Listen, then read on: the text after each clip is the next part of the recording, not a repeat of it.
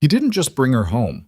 He brought her to the table his wife had set, poured wine into glasses his wife had polished, and watched his mistress sit in the chair where his wife had eaten alone for 3 years. And Naomi Carter, the woman who had kept his empire breathing while he built his lies, she didn't scream.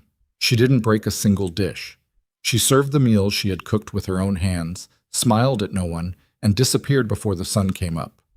What Damian Volkov didn't know yet was that the empty wedding ring she left on that table was the last mercy he would ever receive from her. If this story already has your attention, hit like and drop your city in the comments. I want to see how far this one travels. But, Part 1. The Dinner of Humiliation. The chandeliers in the dining room had been Naomi's idea. She remembered that clearly, standing in the showroom on Meridian Avenue 4 years ago, pointing up at the one with the tear-shaped crystals, telling Damian it would make the whole room feel warmer. He had shrugged and told her to just pick one. She picked that one. Now it threw soft light across the white tablecloth she had ironed herself that afternoon, across the candles she had lit at 6:15, across the silverware she had polished until she could see her own face in it, distorted and small. She stood in the kitchen doorway and looked at the table she had set for 3. Her hands were steady. She didn't understand why. She had expected them to shake, had braced for it all afternoon, the way she always braced for things in this house, going quiet inside herself, pulling everything tight. But her hands were perfectly, almost unnervingly still. She looked at them for a moment, then looked back at the table. The third place setting was at the head of the left side, not across from Damian, beside him. Naomi had set it there herself. Damian had texted her at 3 in the afternoon. Set 3 places. Make it nice. And don't do anything embarrassing. She had read the message twice. Then she had put her phone face down on the kitchen counter and started on the risotto. The sound of the front door opening moved through the house like a pressure change. Naomi heard his voice first, low, easy, showing off, and then the other woman's laugh, bright and staged, the kind of laugh that performs itself. Naomi didn't move from the kitchen doorway. She just adjusted the dish towel folded over her arm and waited. Damian Volkov entered the dining room like he always entered rooms, like the room had been waiting for him and was now complete. He was a large man, not soft, 6'2", wide through the shoulders, with a face that had been handsome once and had calcified into something harder since. His hair was dark and shot through with early gray at the temples. He wore it like a distinction. He was 51 years old and he dressed like someone who expected to be photographed. The woman behind him was maybe 30. Naomi had seen photographs.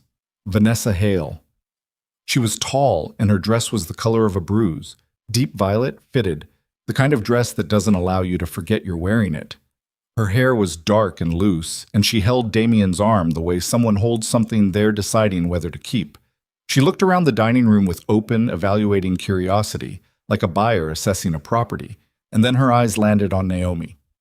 There was a half-second of hesitation, just half a second. Then Vanessa smiled, and it was the kind of smile that had practiced itself in mirrors. "You must be Naomi," she said. Naomi said, "Dinner will be ready in 10 minutes. She looked at Damian. "I'll bring the appetizers out now if you're ready to sit." Damian looked at her. Something moved across his face. She couldn't name it, and she stopped trying.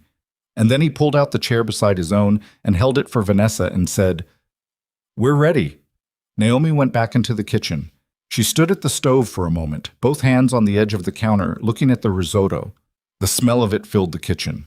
White wine and parmesan and the good stock she had made herself from scratch 2 days ago, reducing it slow on the back burner for 4 hours.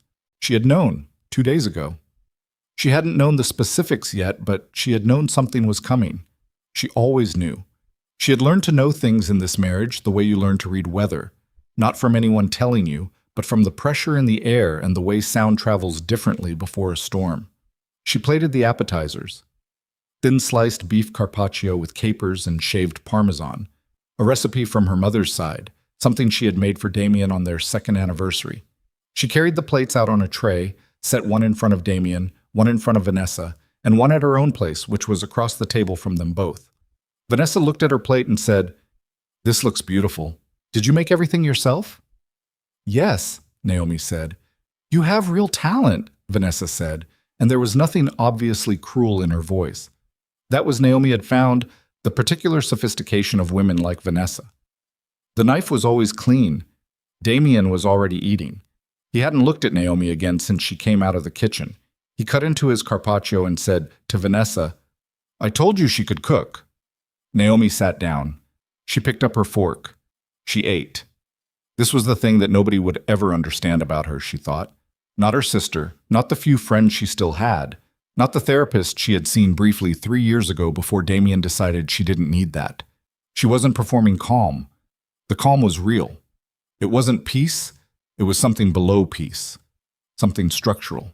It was the same thing that had kept her standing when she was 9 years old, and her father left, and her mother sat down on the kitchen floor and just stopped, and Naomi had made dinner for herself and her younger brother Marcus without anyone asking her to. Not because she was strong, because she understood even then that things still needed doing. Things still needed doing. So she ate her carpaccio, and she listened to Damien tell Vanessa about the expansion into the Westbrook district, about the new warehousing contracts, and she noticed what he left out and what he got wrong, and she said nothing. She had been saying nothing for a long time. She had gotten very good at it. The dinner went on. Naomi brought out the risotto. She brought out the roasted lamb with rosemary and the wine-braised vegetables. She refilled glasses. She cleared plates. She moved through her own dining room like a woman who had made herself invisible in her own life. Because she had.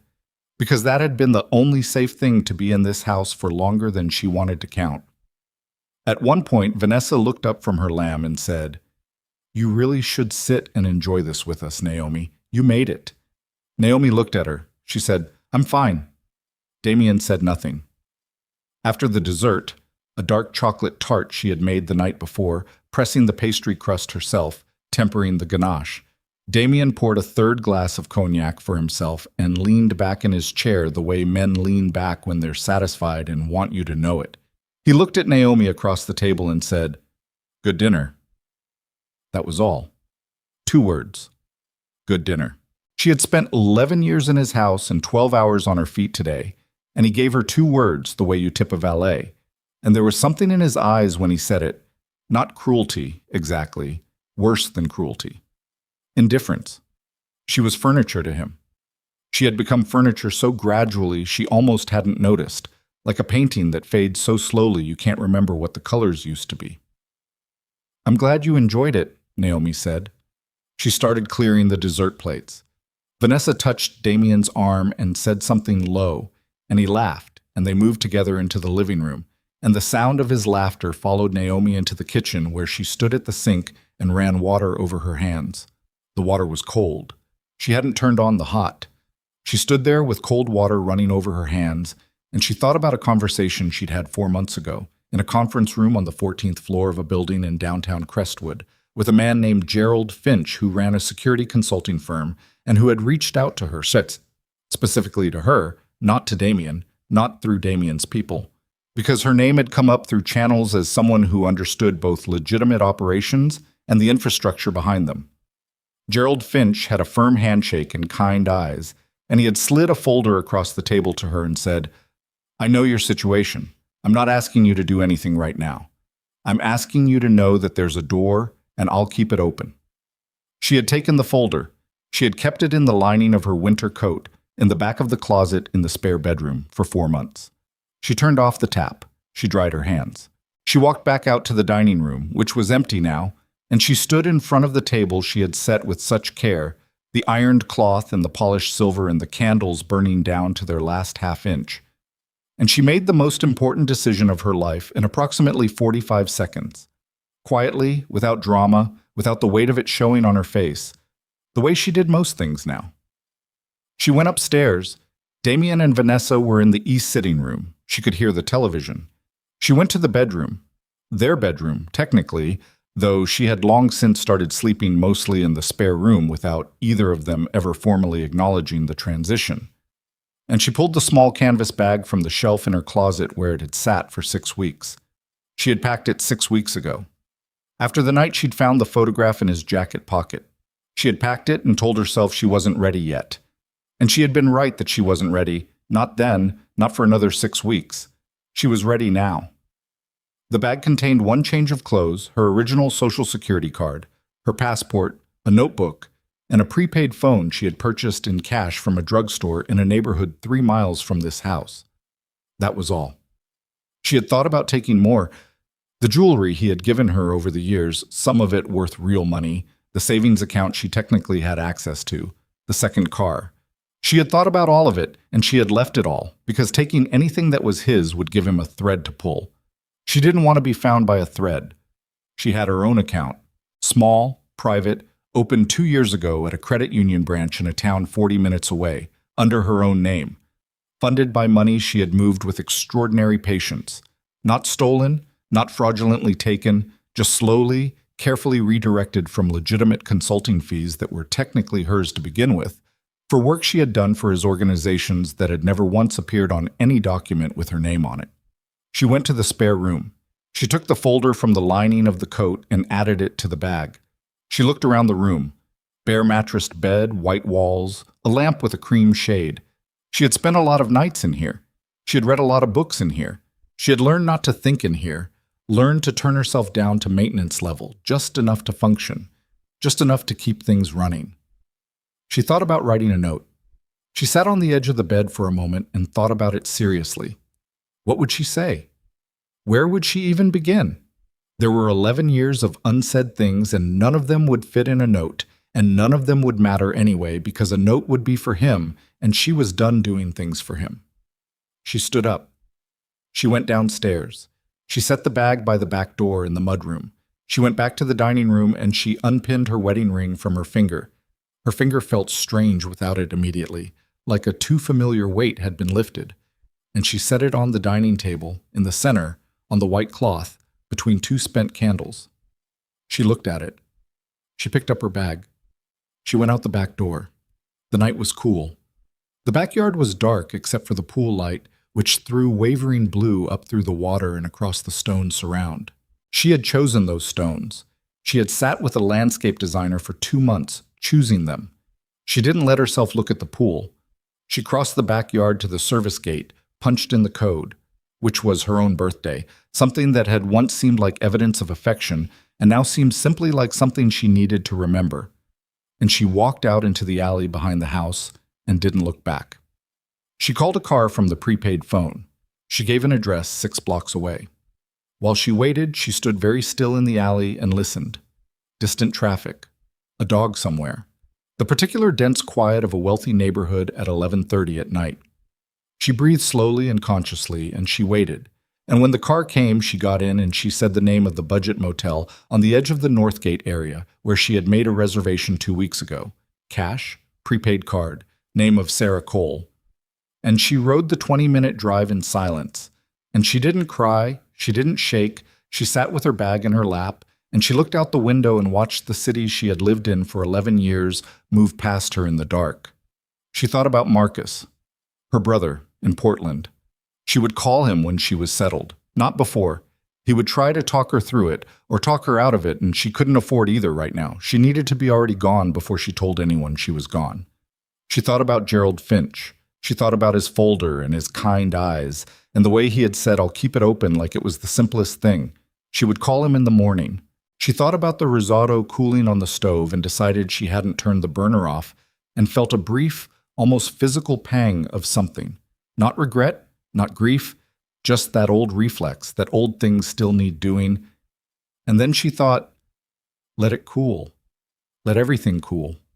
Let it all sit there on the stove of a house that was never really mine, and let it just cool. The motel room smelled like industrial cleaning solution, and the carpet was the color of dried mud, and Naomi set her bag on the bed and sat beside it, and put her hands flat on her knees and breathed. In and out, in and out. The lamp on the nightstand had a flickering bulb. She would ask for a new one in the morning, or she would be somewhere else in the morning. She hadn't decided yet.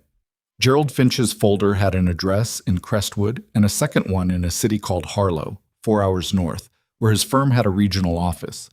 She had always thought she might like a city she hadn't already learned to navigate around someone else's needs.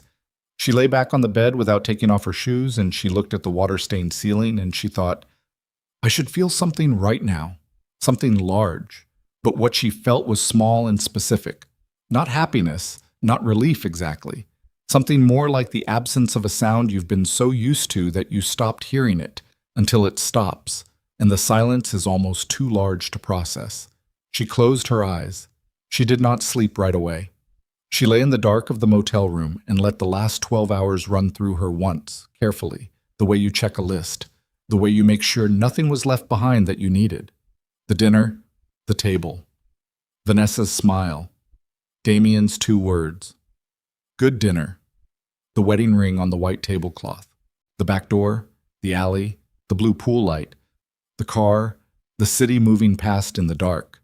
She had left everything. Good. You travel faster without weight. Around 2 in the morning, she finally slept, and she did not dream. At 7 the next morning, she was already dressed and on the phone. Gerald Finch, she said when he picked up. Her voice was flat and professional, and she sat straight on the edge of the motel bed. A pause. Who is this? Naomi Carter. A beat. You gave me a folder 14 months ago. You said you'd keep a door open. Another pause. Longer. She heard him exhale. Where are you? He said. A motel in Northgate. I'm ready to talk. Right now? Right now, she said. He was quiet for a moment, then, can you get to the Harlow office? I have 4 hours and nothing else today. Okay. He sounded not surprised, prepared, like he had been expecting this call and had simply been waiting to see when it came. Okay, Naomi, drive safe. She ended the call. She stood up. She looked at herself in the bathroom mirror. No makeup, the same clothes she'd worn last night, the dinner and the humiliation and the alley and the motel, all still somewhere on her. And she washed her face with cold water and dried it with the coarse motel towel and looked at herself again. She looked older than she expected. She looked tired. She looked like someone who had been carrying something for a long time, but her eyes were clear. She picked up her bag. She checked out at the front desk and paid cash for the second night she hadn't used. She walked to the car rental place 2 blocks east that she had found on the motel's Wi-Fi last night, and she rented a small gray sedan with the prepaid card and gave her name as Sarah Cole. And she drove north out of the city on a gray morning with clouds sitting low over the highway, and the city she had given 11 years of her life to disappeared in the rearview mirror like something she had already left behind long before today. 40 miles out, she stopped at a gas station. She bought coffee in a paper cup and a bag of trail mix, and she stood beside the car in the parking lot and drank the coffee slowly. It wasn't good coffee. She didn't care. The air out here was different, cleaner, the kind of clean you forget exists when you've been city breathing too long. She could smell pine from somewhere. She tilted her head back and looked at the sky. She had a long drive ahead of her and a conversation that would change everything, and she had done the hardest part already, which was walking out the back door of a house where she had slowly become invisible. Now she just had to figure out who she was when she was visible again. She got back in the car. She put the coffee in the cup holder. She pulled onto the highway. In the city she had left, in the bedroom of the mansion with the chandeliers she had chosen and the stones she had picked for the pool surround, her husband was still asleep beside the woman who had helped him destroy their marriage. He had not yet looked at the dining table. He had not yet seen what was on it. He would wake in a few hours and go downstairs for coffee, and he would pass the dining room doorway, and he would see the white tablecloth and the spent candles and the wedding ring in the center of everything, and he would stand in that doorway with his coffee cup, and he would think, at first, that she would come back. He would be wrong about that the way he had been wrong about almost everything, but that understanding, the full humiliating weight of it, was still 2 weeks away, 3 weeks, more. Right now, Damien Volkov was sleeping, and Naomi Carter was driving north at 70 miles an hour with $400 in cash, a notebook, a prepaid phone, a folder, and every skill she had spent 11 years developing in the service of someone who had never once thought to ask her how she was doing. She turned on the radio, found something without lyrics, just piano, low and measured. She left it on. The pine smell was gone now, back in the flatlands. But she remembered it. She would think about it later, she decided. The way the air had smelled outside the gas station at 7:30 in the morning, clean and cold and completely without reference to anything she had left behind. She drove north, And in the house with the chandeliers, the wedding ring sat alone on the white cloth, catching the light no one had come yet to turn off. End of part 1. Part No của kịch bản này được triển khai với dung lượng mục tiêu 6.000 đến 6.500 từ, bắt đầu trực tiếp từ điểm kết thúc của Part 1. Yêu cầu tập trung hoàn toàn vào cấu trúc mâu thuẫn leo thang, các mâu thuẫn nội bộ giữa các nhân vật phải bùng nổ, sự nghi ngờ tăng cao và những sai lầm trong quá khứ bắt đầu để lại hậu quả. Duy trì giống văn mỹ thô ráp, giàu cảm xúc, không sáo rỗng. Hãy kể theo ngôi thứ 3, tập trung vào những phản ứng bản năng nhất của con người, hơi thở dồn dập, những cái nhìn đầy sát khí và sự mệt mỏi rệu rã.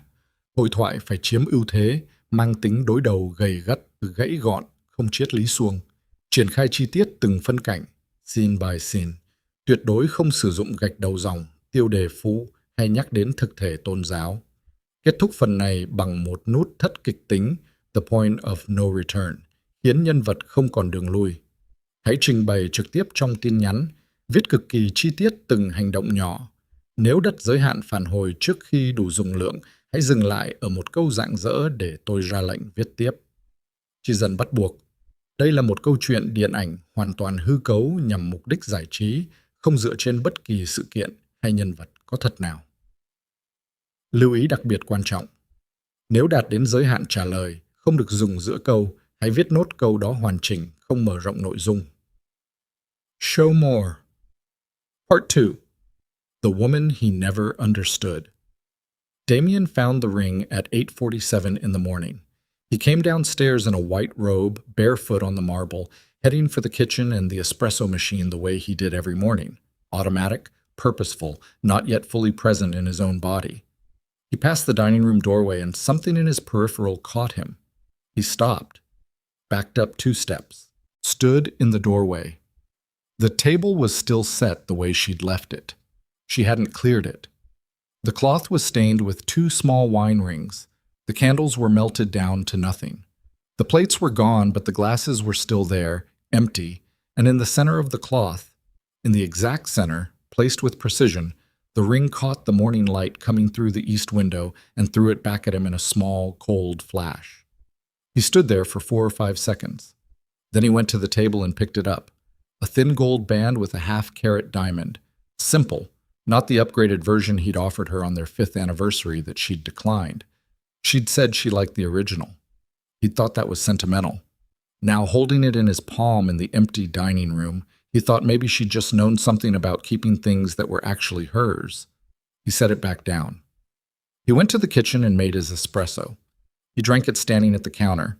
Then he went back upstairs, got dressed, and told Vanessa, who was still in bed, scrolling her phone with one hand and eating one of Naomi's leftover chocolate tarts with the other, that he'd be in his office and she should call the car service when she wanted to leave. Vanessa looked up. "Is everything okay?" "Fine," Damien said. He closed the office door behind him. He called Naomi's cell phone. It rang 4 times and went to voicemail. He didn't leave a message. He called again. Voicemail. He sent a text. "Where are you? Call me." He waited 6 minutes. No response. He called Petra, his head of household management, who oversaw the domestic staff, and who reported directly to him on anything Naomi adjacent. Petra picked up on the second ring, her voice already careful in the way of someone who understood that being careful was part of the job. "Have you heard from Naomi?" he said. A pause. "Not since yesterday morning, Mr. Volkov. She called to confirm the dinner order." "Did she seem—" He stopped. He wasn't sure what he was asking.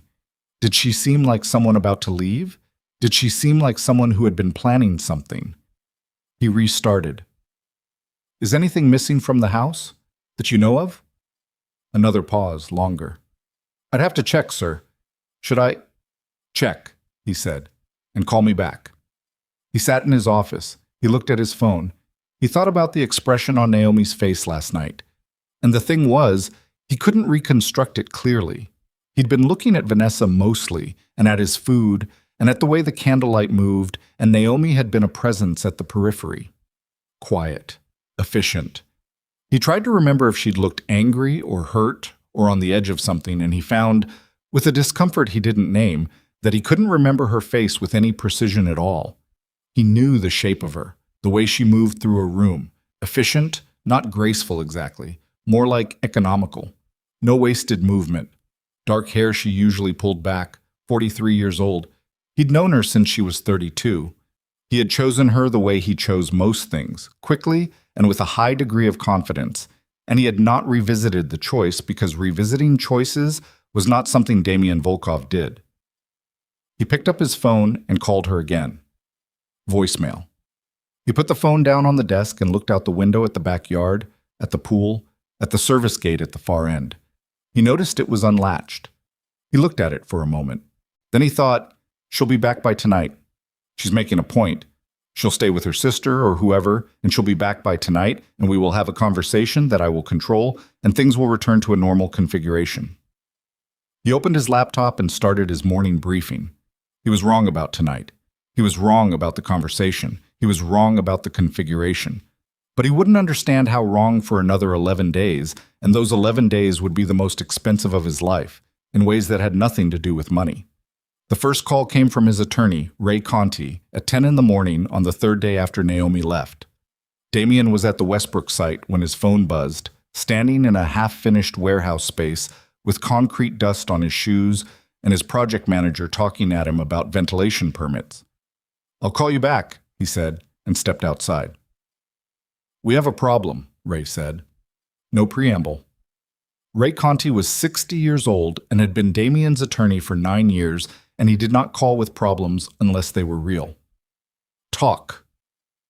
Marchetti Group pulled out of the Westbrook arrangement as of this morning. Damien was quiet for a second. Pulled out how? Termination letter, citing contract irregularities. They're citing Clause 14B, which is, it's a legitimate exit clause, Damien. The contract allowed for it under certain documentation conditions. What documentation conditions? The representations made it signing about the operating structure of the shell entity holding the site. Apparently they've received information suggesting those representations were inaccurate. Information from who? They didn't say. They don't have to.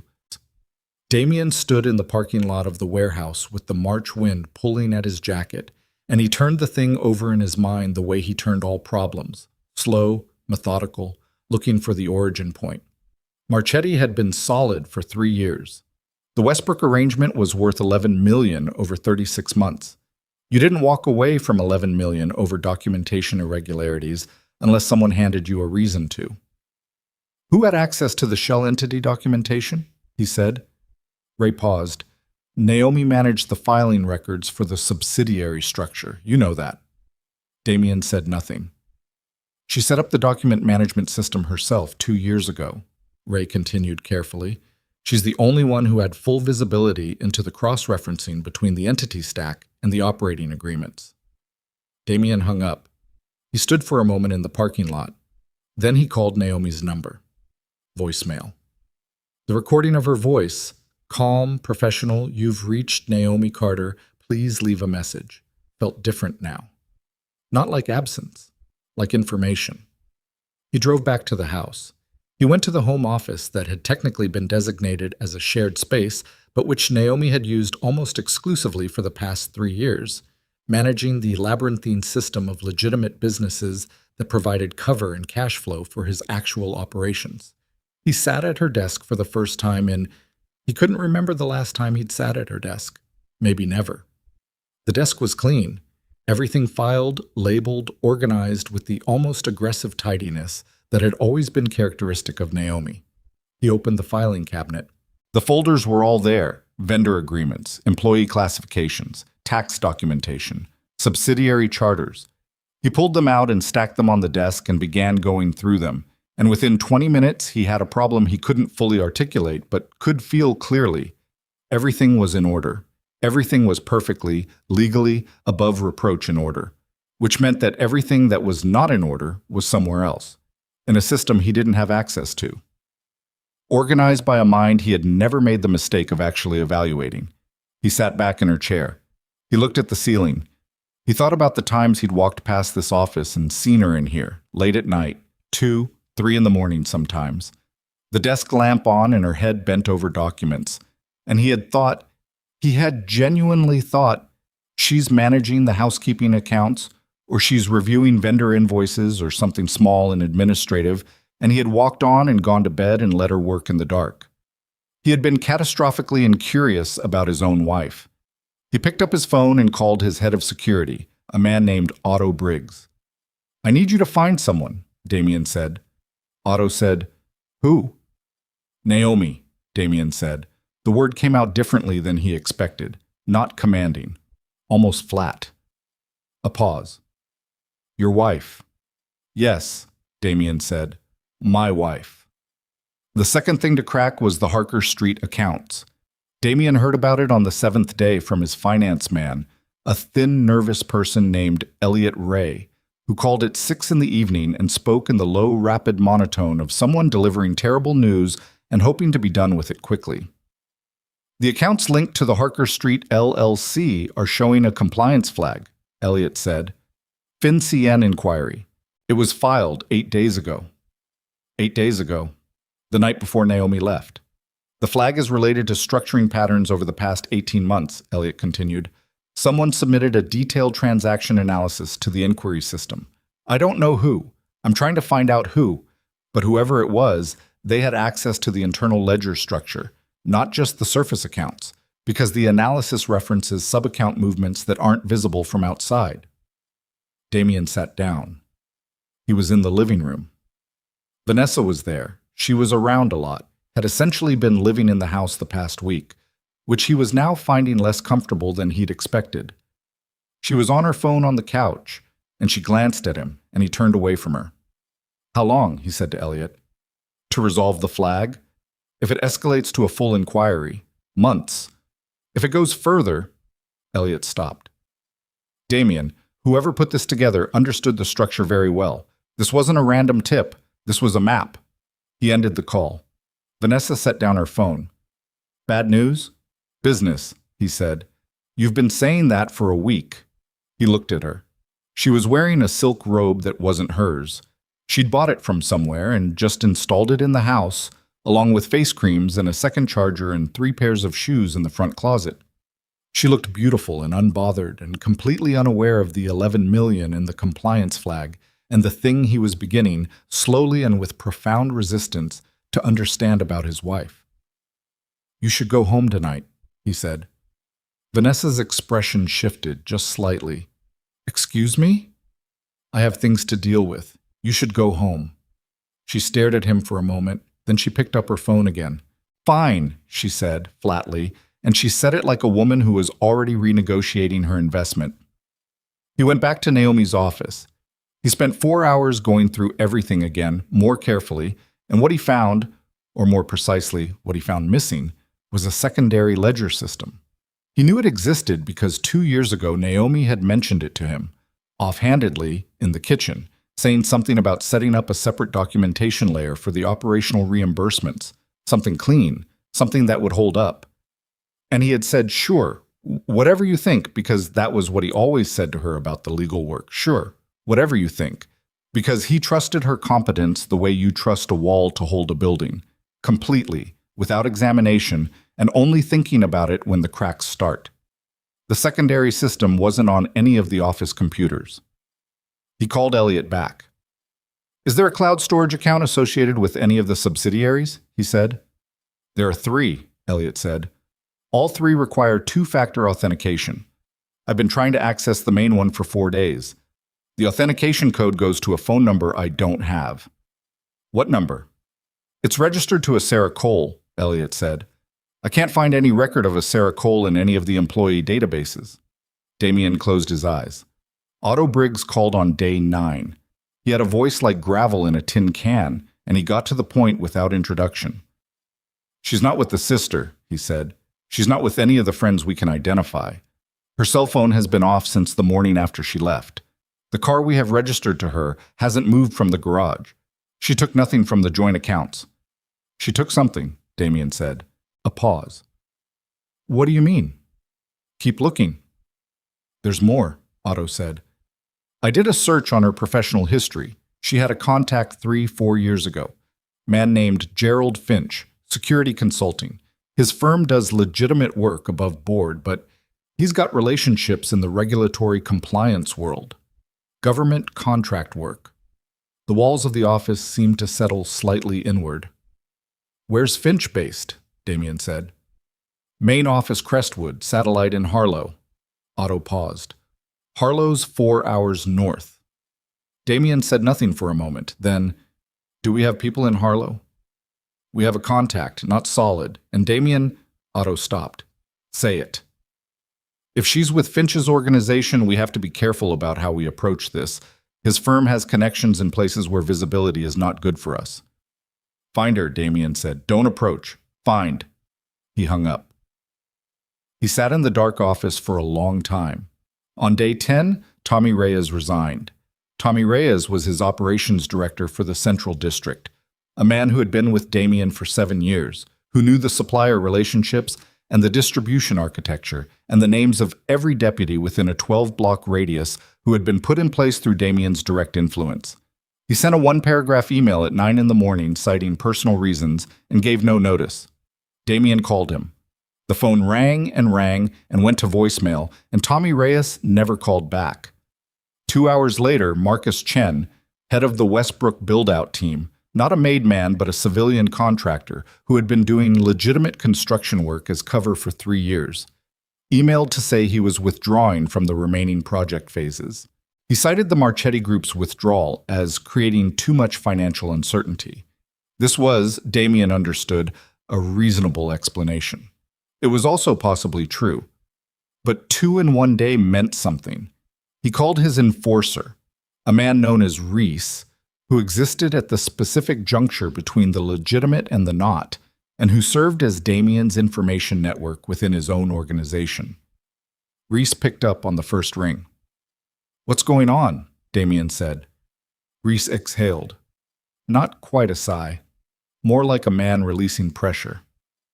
"You want the shape of it, or the specifics?" "The shape." "People are nervous. The FinCEN thing got around faster than you'd think. Marchetti leaving made it worse.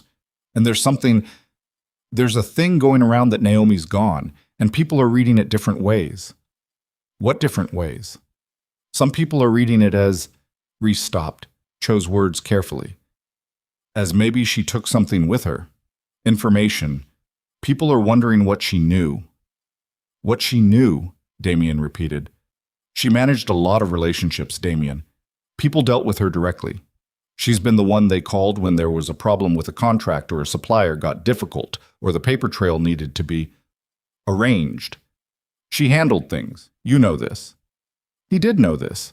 He had always known this the way you know things you prefer not to examine directly. "Now she's gone," Reese said, "and things are happening, and people are doing math." "What kind of math?" "The kind where they wonder if they're standing close to something that's about to come apart." Damien was quiet. "There's also a rumor," Reese said slowly, "about the Donatello crew, that they've been making approaches to some of your people." The Donatello family operated in the northern districts and had been in a cold competition with Damien's organization for 2 years, held in place by a balance of mutual deterrence and certain agreements that Naomi had, he now recalled, been instrumental in drafting. Agreements she had written, negotiated through intermediaries, and managed the documentation for. "Which people?" Damien said. "I'm trying to find out. I'll know more by tomorrow." He hung up. He sat with his hands flat on the desk. His breathing was controlled, but his chest was tight in a way he didn't like. The kind of tightness that told him things before his mind caught up. He had spent 30 years building something, and in 10 days it had begun to move like sand in a tide. And the thing he kept running into, the wall he kept walking into in the dark, was that he didn't understand the mechanism. He didn't understand the infrastructure of his own organization well enough to know exactly what was failing and why.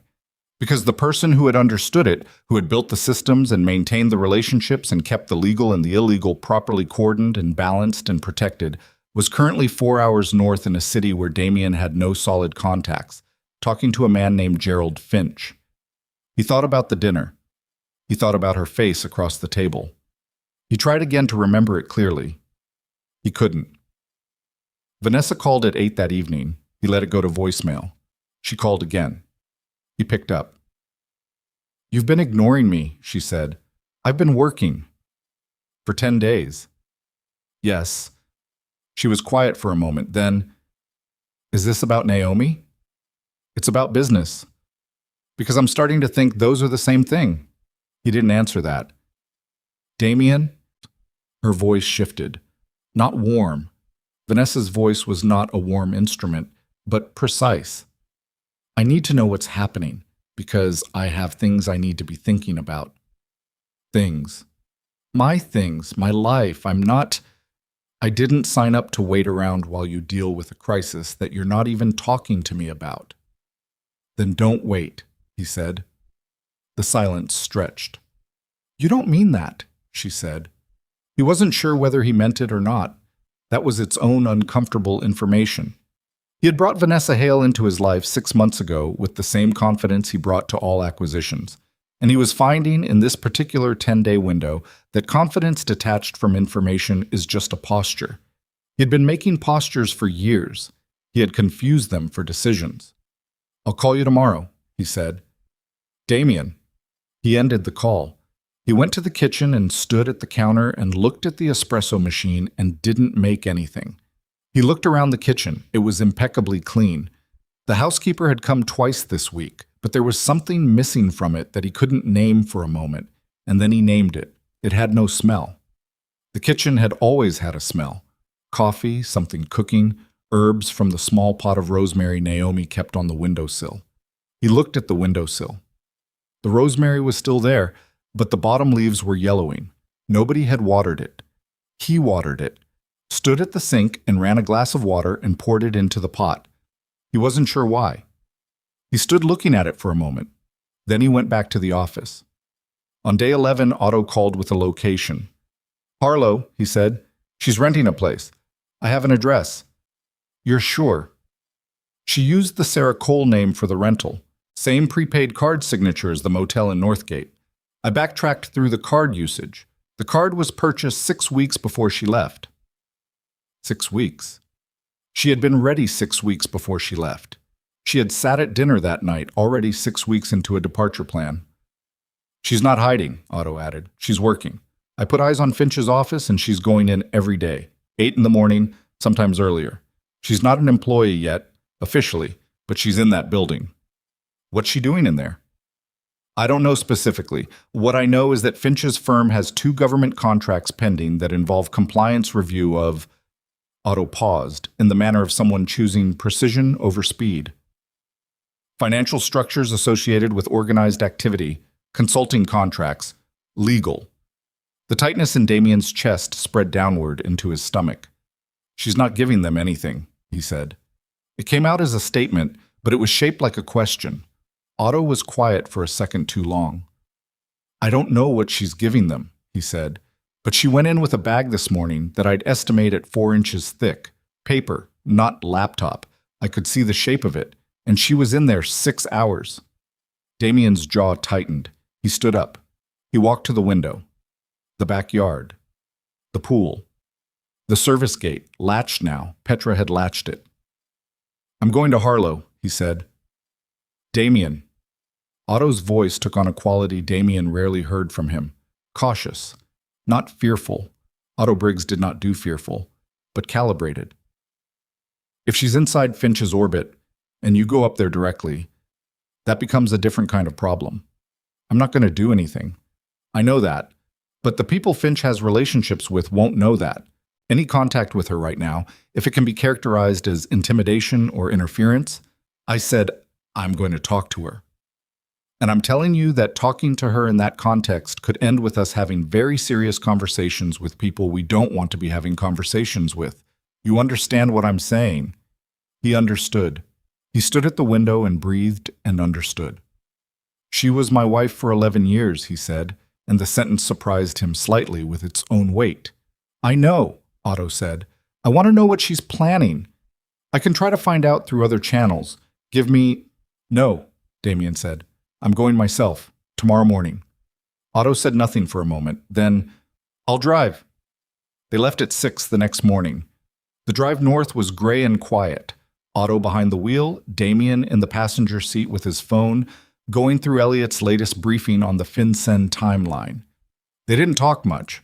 Otto was a man who understood the value of not filling space. 2 hours out, Damien's phone buzzed. An unknown number.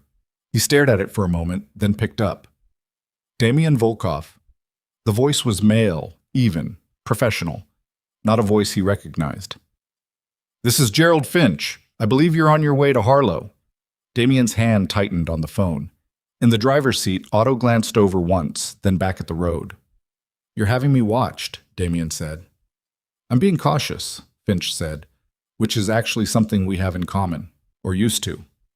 "What do you want?" "I want to suggest that you turn around. I'm going to speak with my wife." "She's not your wife anymore," Finch said. "The paperwork's in motion. But more relevantly, she doesn't want to speak with you, and she's communicated that to me clearly. And I want to suggest, respectfully and without any hostility, that arriving uninvited in the city where she's now based, in the context of an ongoing regulatory inquiry that involves your organization's financial structure, would be—" a pause. "Inadvisable." Damien's breathing was very controlled. The road ahead was wet from overnight rain, trees on both sides. "She's consulting with you," he said. "She's employed by me. As of yesterday morning, she has an excellent mind for this work, which I imagine doesn't surprise you." It did.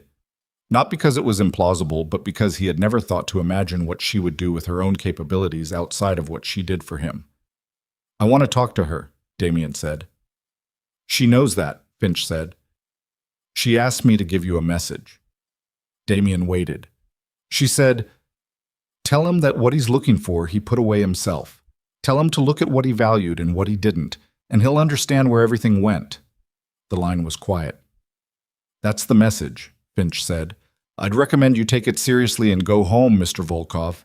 Things are in motion that neither of us can stop at this point, but the path forward for you is not through Harlow." He hung up. Otto drove. The road ran straight and wet between the trees. "Turn around?" Otto said. Damien sat with the phone in his hand.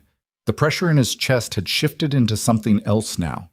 Something lower, more permanent. The settling weight of a man who is starting to understand the shape of a loss he can't yet fully see. "Keep driving," he said. Otto kept driving. They reached Harlow at 11 in the morning. The city was small and clean, a grid of flat streets with the mountains visible to the north, new enough in its development to still have that unfinished quality, buildings mixed in with vacant lots. Otto pulled to the curb across from a 4-story glass and brick building with the words Finch Consulting Group on a small plaque by the door. Damien looked at it. "She's in there," Otto said. Not a question. "Probably." He sat in the car and looked at the building for a long time. The glass front reflected the street, reflected the gray sky. He couldn't see inside. He thought about getting out. He thought about walking to the door. He thought about what he would say. He thought about the ring on the tablecloth, about the empty dining room, about the rosemary on the kitchen windowsill with the yellowing bottom leaves. He thought about 11 years. He thought about good dinner and the way he'd said it, and the look on her face that he still could not reconstruct clearly, and something happened in his chest that he did not have a name for and was not prepared for. He looked at the building for a long time. Then his phone buzzed. He looked at the screen. It was Reese. He picked up. "It's moving faster than I thought," Reese said without greeting. "The Donatello crew isn't making approaches anymore. They're making moves.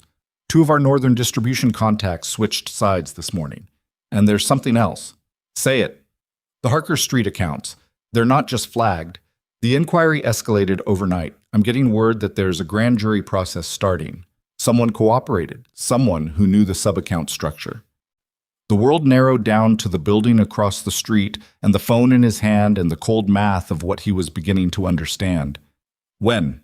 he said. "The escalation?" "This morning. 6 a.m. 6 a.m. while Damien had been getting into a car to drive north.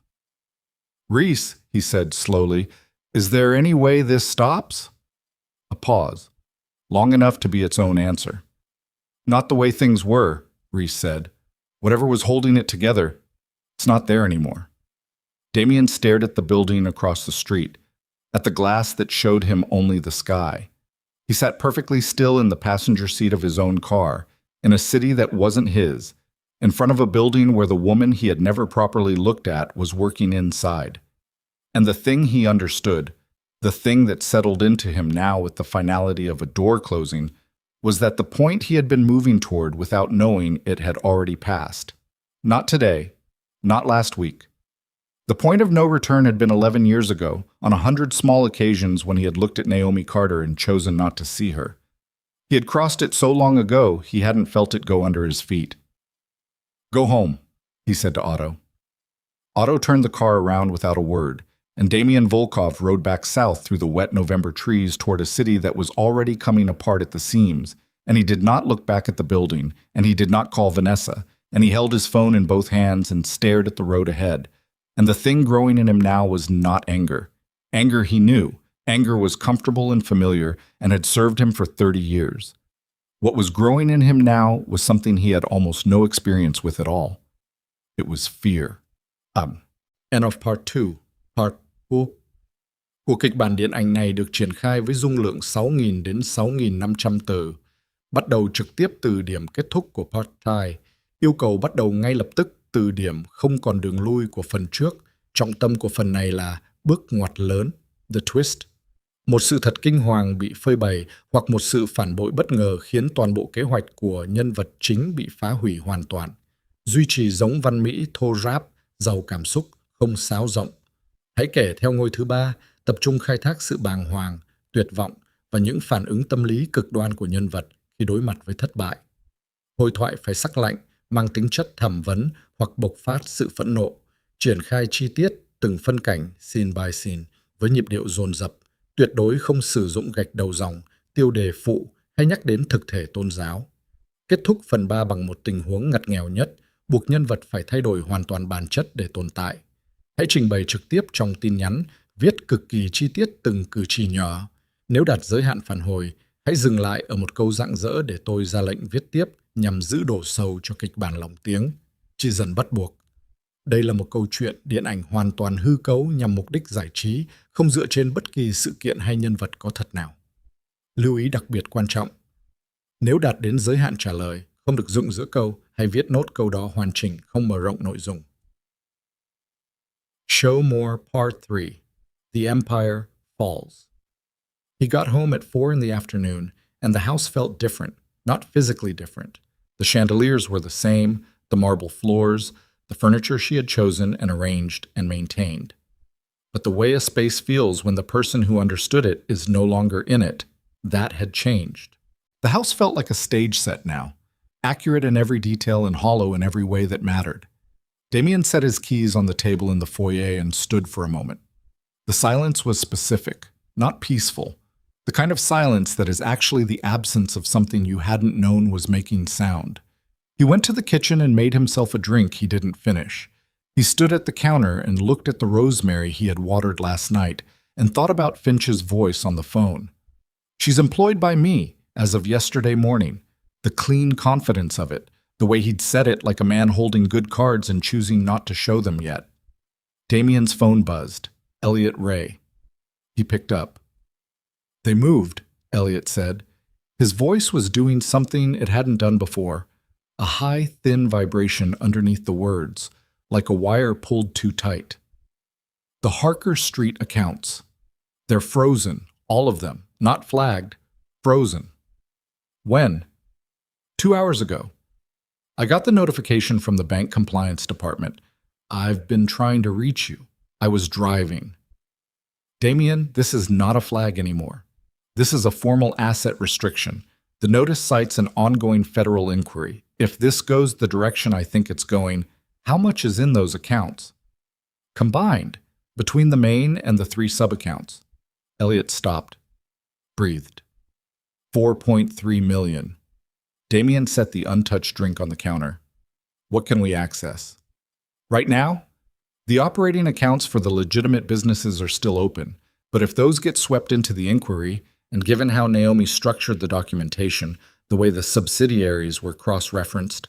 "Stop." Damian pressed 2 fingers to the bridge of his nose. "Can you separate them? The clean businesses from the structure she set up. A silence that told him the answer before Elliot said it. She set them up so they couldn't be separated cleanly, Elliot said. That's the thing. The legitimate companies aren't just parallel to the operational structure. They're load-bearing. They're woven in. If I try to extract them, I create gaps in the documentation that look worse than leaving them. She built them that way on purpose. I don't know what her intentions were at the time, but looking at it now from outside, yes. It's built so that the legal and the operational are functionally inseparable without a documentation trail that would take months to reconstruct. If she's given the federal inquiry access to the cross-referencing system, she has, Damien said. Then they can see everything, Elliot said. The whole architecture, from the inside. He hung up. He stood at the counter. He breathed in through his nose and out through his mouth, and he looked at the rosemary and he thought, with a clarity that felt almost physical, about the 2 years she had spent building that system. Coming to him and saying, in that calm, efficient way she had, I'm setting up a cleaner documentation structure for the subsidiaries. It'll protect everything better. And he had said, sure, whatever you think, and gone back to whatever he was doing, and she had gone to work. She had built him a cage and handed him the key and told him it was a house. Or, no. That wasn't fair, and he knew it. She had built him a system that worked, that genuinely worked, and that kept everything protected as long as she was in it and managing it and choosing every day to keep his secrets inside her own structure. She hadn't built it as a trap. She'd built it as a foundation, and he had stood on it for 2 years without once going down to look at what was underneath. He went to the office. He sat at her desk again. He pulled out the filing cabinet and looked at the folders he'd already reviewed and thought about what wasn't in them. And then he did something he had not done in this room in 11 years. He sat there in the quiet, and he tried to reconstruct everything Naomi had done for him from memory. He got an hour into it before he had to stop.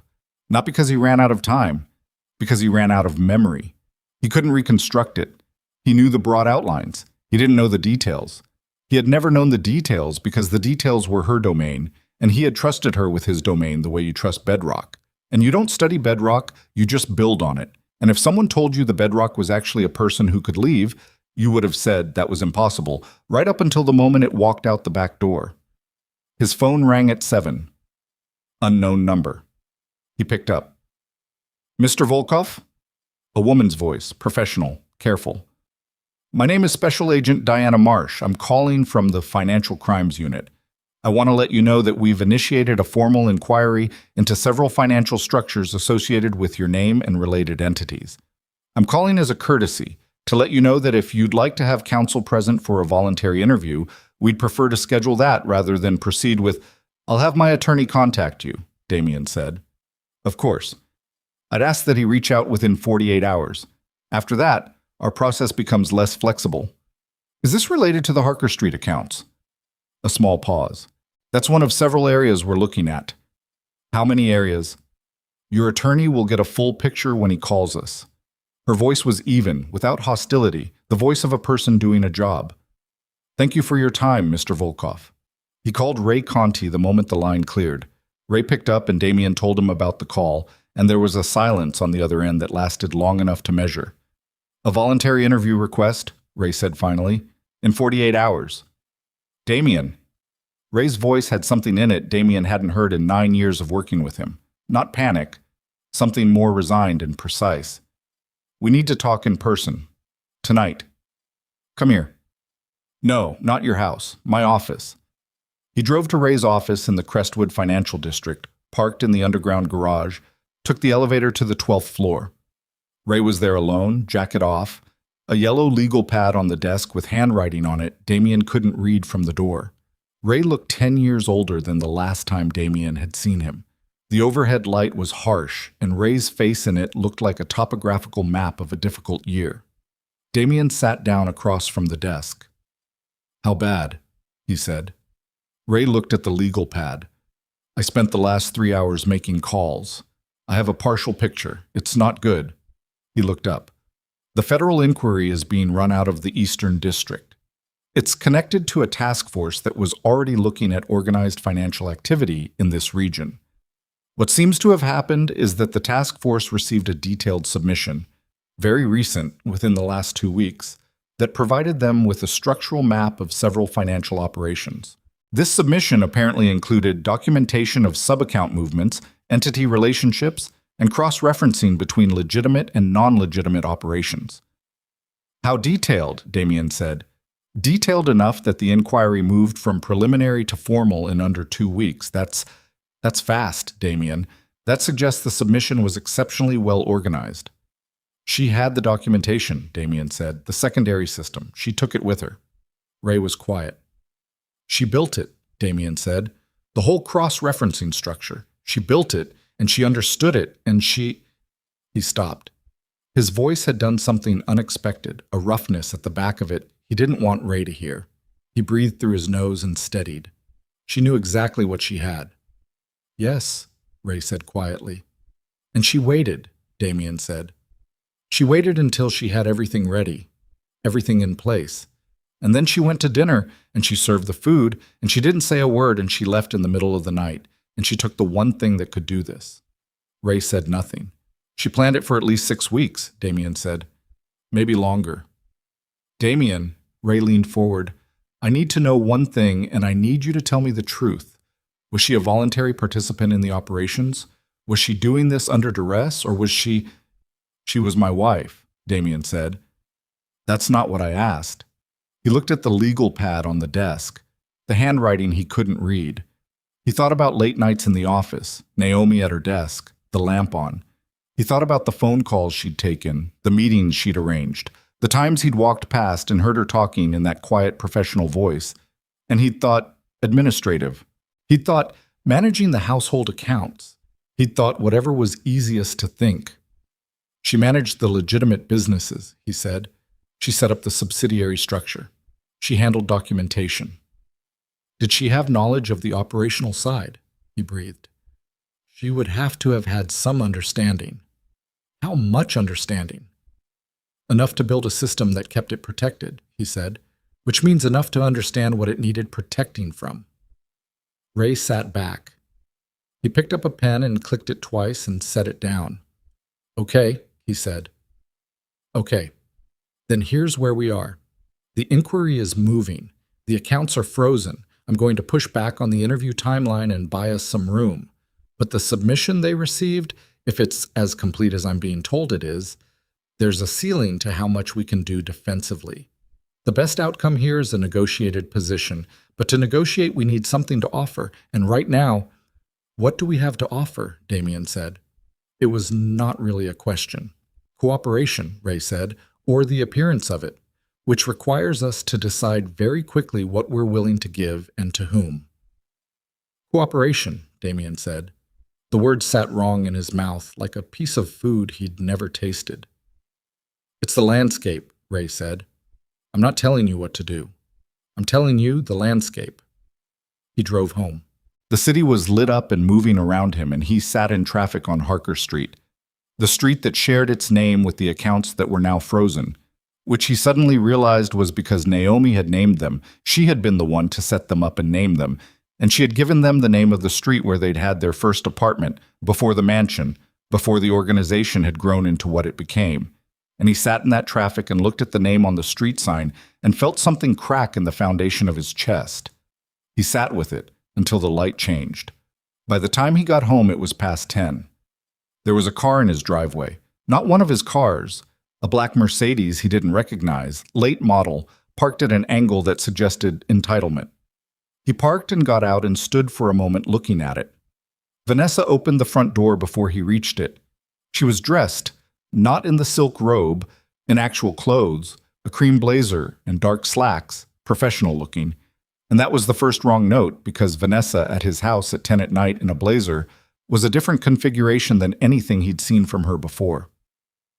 I let myself in, she said. I still have the key you gave me. I see that, he said. He walked past her into the foyer. She followed. I've been trying to reach you all day, she said. I know. You've been ignoring me. I've been dealing with things. I know what things. She said it quickly, and the precision of it stopped him. He turned. What did you say? She stood in the foyer in her cream blazer and she looked at him, and the performance that was usually present in her face, the calculated warmth, the practiced beauty, was absent. What was underneath it was cooler and more deliberate than he'd accounted for. I know about the inquiry, she said. I know about the frozen accounts. I know about the submission to the federal task force. He looked at her for a long moment. How? He said. She held his gaze. I have my own information sources. You knew that about me. He had known that. He had chosen not to think about it because it had not mattered when things were intact. When the foundation was solid, you don't investigate what stands on it. Sit down, he said. Not a request. She sat on the couch in the living room. He remained standing. Who told you? He said. It doesn't matter. It does to me. She looked at her hands for a moment, then back up at him. I was approached, she said, 2 weeks ago, by someone connected to the Donatello organization. They told me things were going to move and they wanted to know. They asked me questions about the household, about Naomi, about the business structure. He was very still. What did you tell them, what? He said. I told them I didn't know anything about the business structure.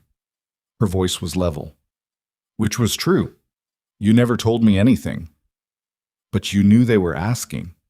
Yes. And you didn't tell me. She said nothing. The silence was very specific. It had weight and edges. Vanessa. His voice had dropped to a register she hadn't heard from him before. I'm going to ask you one question, and I need you to answer it completely. Did you tell them anything about Naomi, her habits, her movements, what she did in this house? Something moved behind her eyes. Quick, gone. I told them she managed the business administration, Vanessa said. I said she seemed very organized. I said she seemed... A pause. Capable. You told the Donatello organization that my wife was capable. I didn't know what they were going to do with it. Did they pay you? He said. She looked at him and said nothing, and the silence was the answer, and something in Damien Volkov's chest turned to something very cold and very final. Get out, he said. Damien, get out of my house. His voice was very quiet. The quieter, the more dangerous, and she knew that now it was in the way she stood up too fast, in the way her hand went to her purse. Leave the key on the table. Walk to your car. Don't call me. You don't understand. They came to me. I didn't go to them. I didn't... The key, he said. She put it on the table. Her hand was not quite steady. She walked to the front door and she paused with her hand on the handle and she said, without turning around, They knew about Naomi before they came to me. They'd already been watching her. I didn't start anything. You contributed to it, he said. Go. The door closed. He stood in the living room. The space where she'd been on the couch held nothing, already neutralized. He thought about 6 months of Vanessa Hale in his life, and the dinner, and the cream blazer, and the Donatello people asking her questions about his wife 2 weeks before the inquiry moved, and he tried to put together what it meant in sequence, and the sequence was not good. The Donatello organization had been positioning. They had known about Naomi. How? Through their own surveillance, possibly. Through watching his household, through sources he didn't know about. They had approached Vanessa, who had confirmed what they suspected about Naomi's role, and they had been waiting for the organization to destabilize. Waiting like something patient and cold that has a long memory and no urgent timeline. He had given them everything they needed. He had brought Vanessa into his household. He had handed his administration to a woman he had then alienated. He had been so secure in the structure of his own position that he had not noticed the ground moving under it. He poured a drink, and this time he drank it. Scotch, 2 fingers, standing at the bar in the living room. He drank it looking at the painting above the fireplace. A large abstract thing, dark blues and gray, that Naomi had found at a gallery opening 4 years ago and said that one, and he had said, why that one? And she had said because it looks like weather moving in from the north, and I like weather. He had thought that was an odd thing to say. He had bought the painting. His phone buzzed. Otto. Reese is gone, Otto said. What?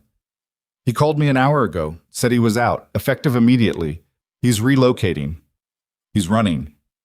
He's smart, Otto said, and the word carried no admiration, just information. He knows the shape of what's coming. Damien, 2 more people called me tonight. Associates, not high level, but central. They're both stepping back. Stepping back. That's the phrase they used, both of them, like they rehearsed it. A pause. The Donatello crew made a move on the Westbrook contact tonight. Not an approach. A move. They're not waiting anymore. He sat down. He had not intended to sit. He'd been standing at the bar, but he sat down suddenly and heavily on the arm of the couch, the drink in his hand, and the weight of it, all of it, the 11 days, the inquiry, the accounts, Vanessa, Reese, and now the Donatello organization openly moving, landed on him in one long descending pressure. How much do we have left that's functional? He said. Otto was quiet for 3 full seconds. Tonight? He said. Tonight, honestly? The northern distribution is compromised. The Westbrook contracts are gone. The Harker Street accounts are frozen. Of the operational contacts, I'd say 40% have gone quiet. The other 60, some of them are still there, but quiet means watching, and watching means they're making a decision. They're waiting to see if there's anything left to stay for, Damien said. Yes. He put the drink down on the coffee table. He looked at his hands. They were steady. That was the strange thing. They were perfectly steady, just like Naomi's hands had been the night she served the dinner. He understood that steadiness differently now. It was not calm. It was the body doing what it had to do when the mind was too overwhelmed for the signal to get through. I'm going to need to see her, he said. Naomi. Yes. Damien, I know what Finch said. I know the risk. I'm not asking for your opinion on the risk. I need to see her and I need to understand what she's given them and whether there's any... He stopped. He breathed. Whether there's any position left to negotiate from, and she's the only one who knows the full architecture. She's the one who gave them the map, Otto said, which means she's the only one who knows where the paths are. A pause. And if she won't talk to you, then I'll know that too, he said. Set it up. Approach Finch again. Tell him I'm requesting a formal meeting, his office, her presence, her choice of terms. Tell him I'm requesting it, not demanding it. You think he'll agree? I think he'll ask her, Damien said, and I think she'll say yes, because she's not the kind of person who walks away from a conversation she's already won. He said it without bitterness. It was an observation. It was, he understood, accurate. The meeting was set for 4 days later. Finch's office in Harlow, 11 in the morning, Damien with no security in the building, just Ray Conti. Those were the terms Finch communicated back through Otto, and Damien accepted them without negotiating. He spent those 4 days watching his organization continue to reduce. It did not collapse suddenly. That would have been almost easier. It reduced the way a fire reduces when you stop feeding it, steadily, at the margins first, the outer material going quiet, the core still lit but smaller every morning. Elliot Ray sent him daily updates on the financial picture that got shorter each day, not because there was less to report, but because the news compressed itself into a simpler shape. Fewer accounts, fewer active contracts, fewer degrees of separation between his legitimate holdings and the inquiry's expanding scope. Vanessa called once. He did not answer. She did not call again. He found to his own mild surprise that he felt almost nothing about this. Not anger, not loss, not even the satisfaction of having been right about something. She had been a choice he'd made in the same mode as all his worst choices, quickly, confidently, without looking at what he was choosing for. He had bought himself 6 months of a beautiful woman's company, and it had cost him things he was still calculating. He thought about Naomi. He thought about her in the motel room that first night, and what her face had looked like in the dark, and whether she had felt anything. He could not construct her inner life from the outside. He had never learned to do that, had never tried, and the incapacity felt like another bill coming due. The morning of the meeting, he woke at 5 and lay in the dark for 2 hours and did not sleep. He got up and showered and dressed carefully, not the way he used to dress, not the performance of authority, in simple dark clothes, the way a man dresses who is going somewhere he cannot control. He drank coffee. He watered the rosemary, which was doing better than expected. He looked at it for a moment. He picked up his keys and drove north. Ray sat in the passenger seat and said almost nothing on the drive up. They had talked through the strategic picture twice in the past 4 days, and there was nothing new to say. What Damien wanted from this meeting, Ray could not predict and could not strategize around, because what Damien wanted was not a legal outcome. It was something older and more fundamental, and without a name in the professional vocabulary of attorneys. The Finch Consulting Building in Harlow looked exactly as it had when Damien had sat across the street 10 days ago and not gone in. Same glass front, same small plaque. The mountains were visible to the north today, clearer than before. The sky above them a cold and specific blue. They went in. A receptionist. A brief wait. A conference room on the 3rd floor with a long table and windows facing north. Gerald Finch was there when they entered. He stood and extended a hand, and Damien shook it. Finch was 60, maybe 62, lean, with a dry handshake, and the kind of steadiness that comes not from confidence exactly, but from having spent a long time not being surprised by things. He introduced a woman on his left as a legal observer. She had a notepad and didn't speak. The chair on Finch's right was empty. They sat. Ray opened a folder. Finch folded his hands. "She'll be here in a few minutes," Finch said. She wanted to come in separately. Damien nodded. He looked at the north-facing windows, the mountains. The door opened. He had prepared himself. He had spent 4 days preparing himself for this moment, and he had believed, genuinely believed, that he had managed it, that he had run through enough variations of this scene in his own mind that when it happened, the actual thing would be navigable. He had been wrong about that too. Naomi Carter walked into the conference room in a dark gray blazer and looked at him across the table, and he saw her face clearly for the first time in, maybe the first time in years. Not the peripheral version, not the furniture version, her actual face. She had cut her hair slightly. She looked rested, he noticed, with a lurch that was not a thought, but a sensation. She looked like someone who had been sleeping. She sat down.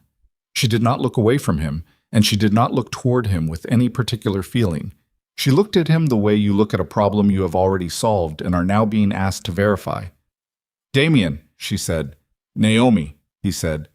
Ray shifted in his seat. On the other side, the legal observer's pen was poised. "I appreciate you agreeing to this," Damien said. "I almost didn't," she said. "Gerald thought it might be useful. I decided to trust his judgment." "Not mine." "No," she said, simply. "Not cruelly, just accurately." He breathed.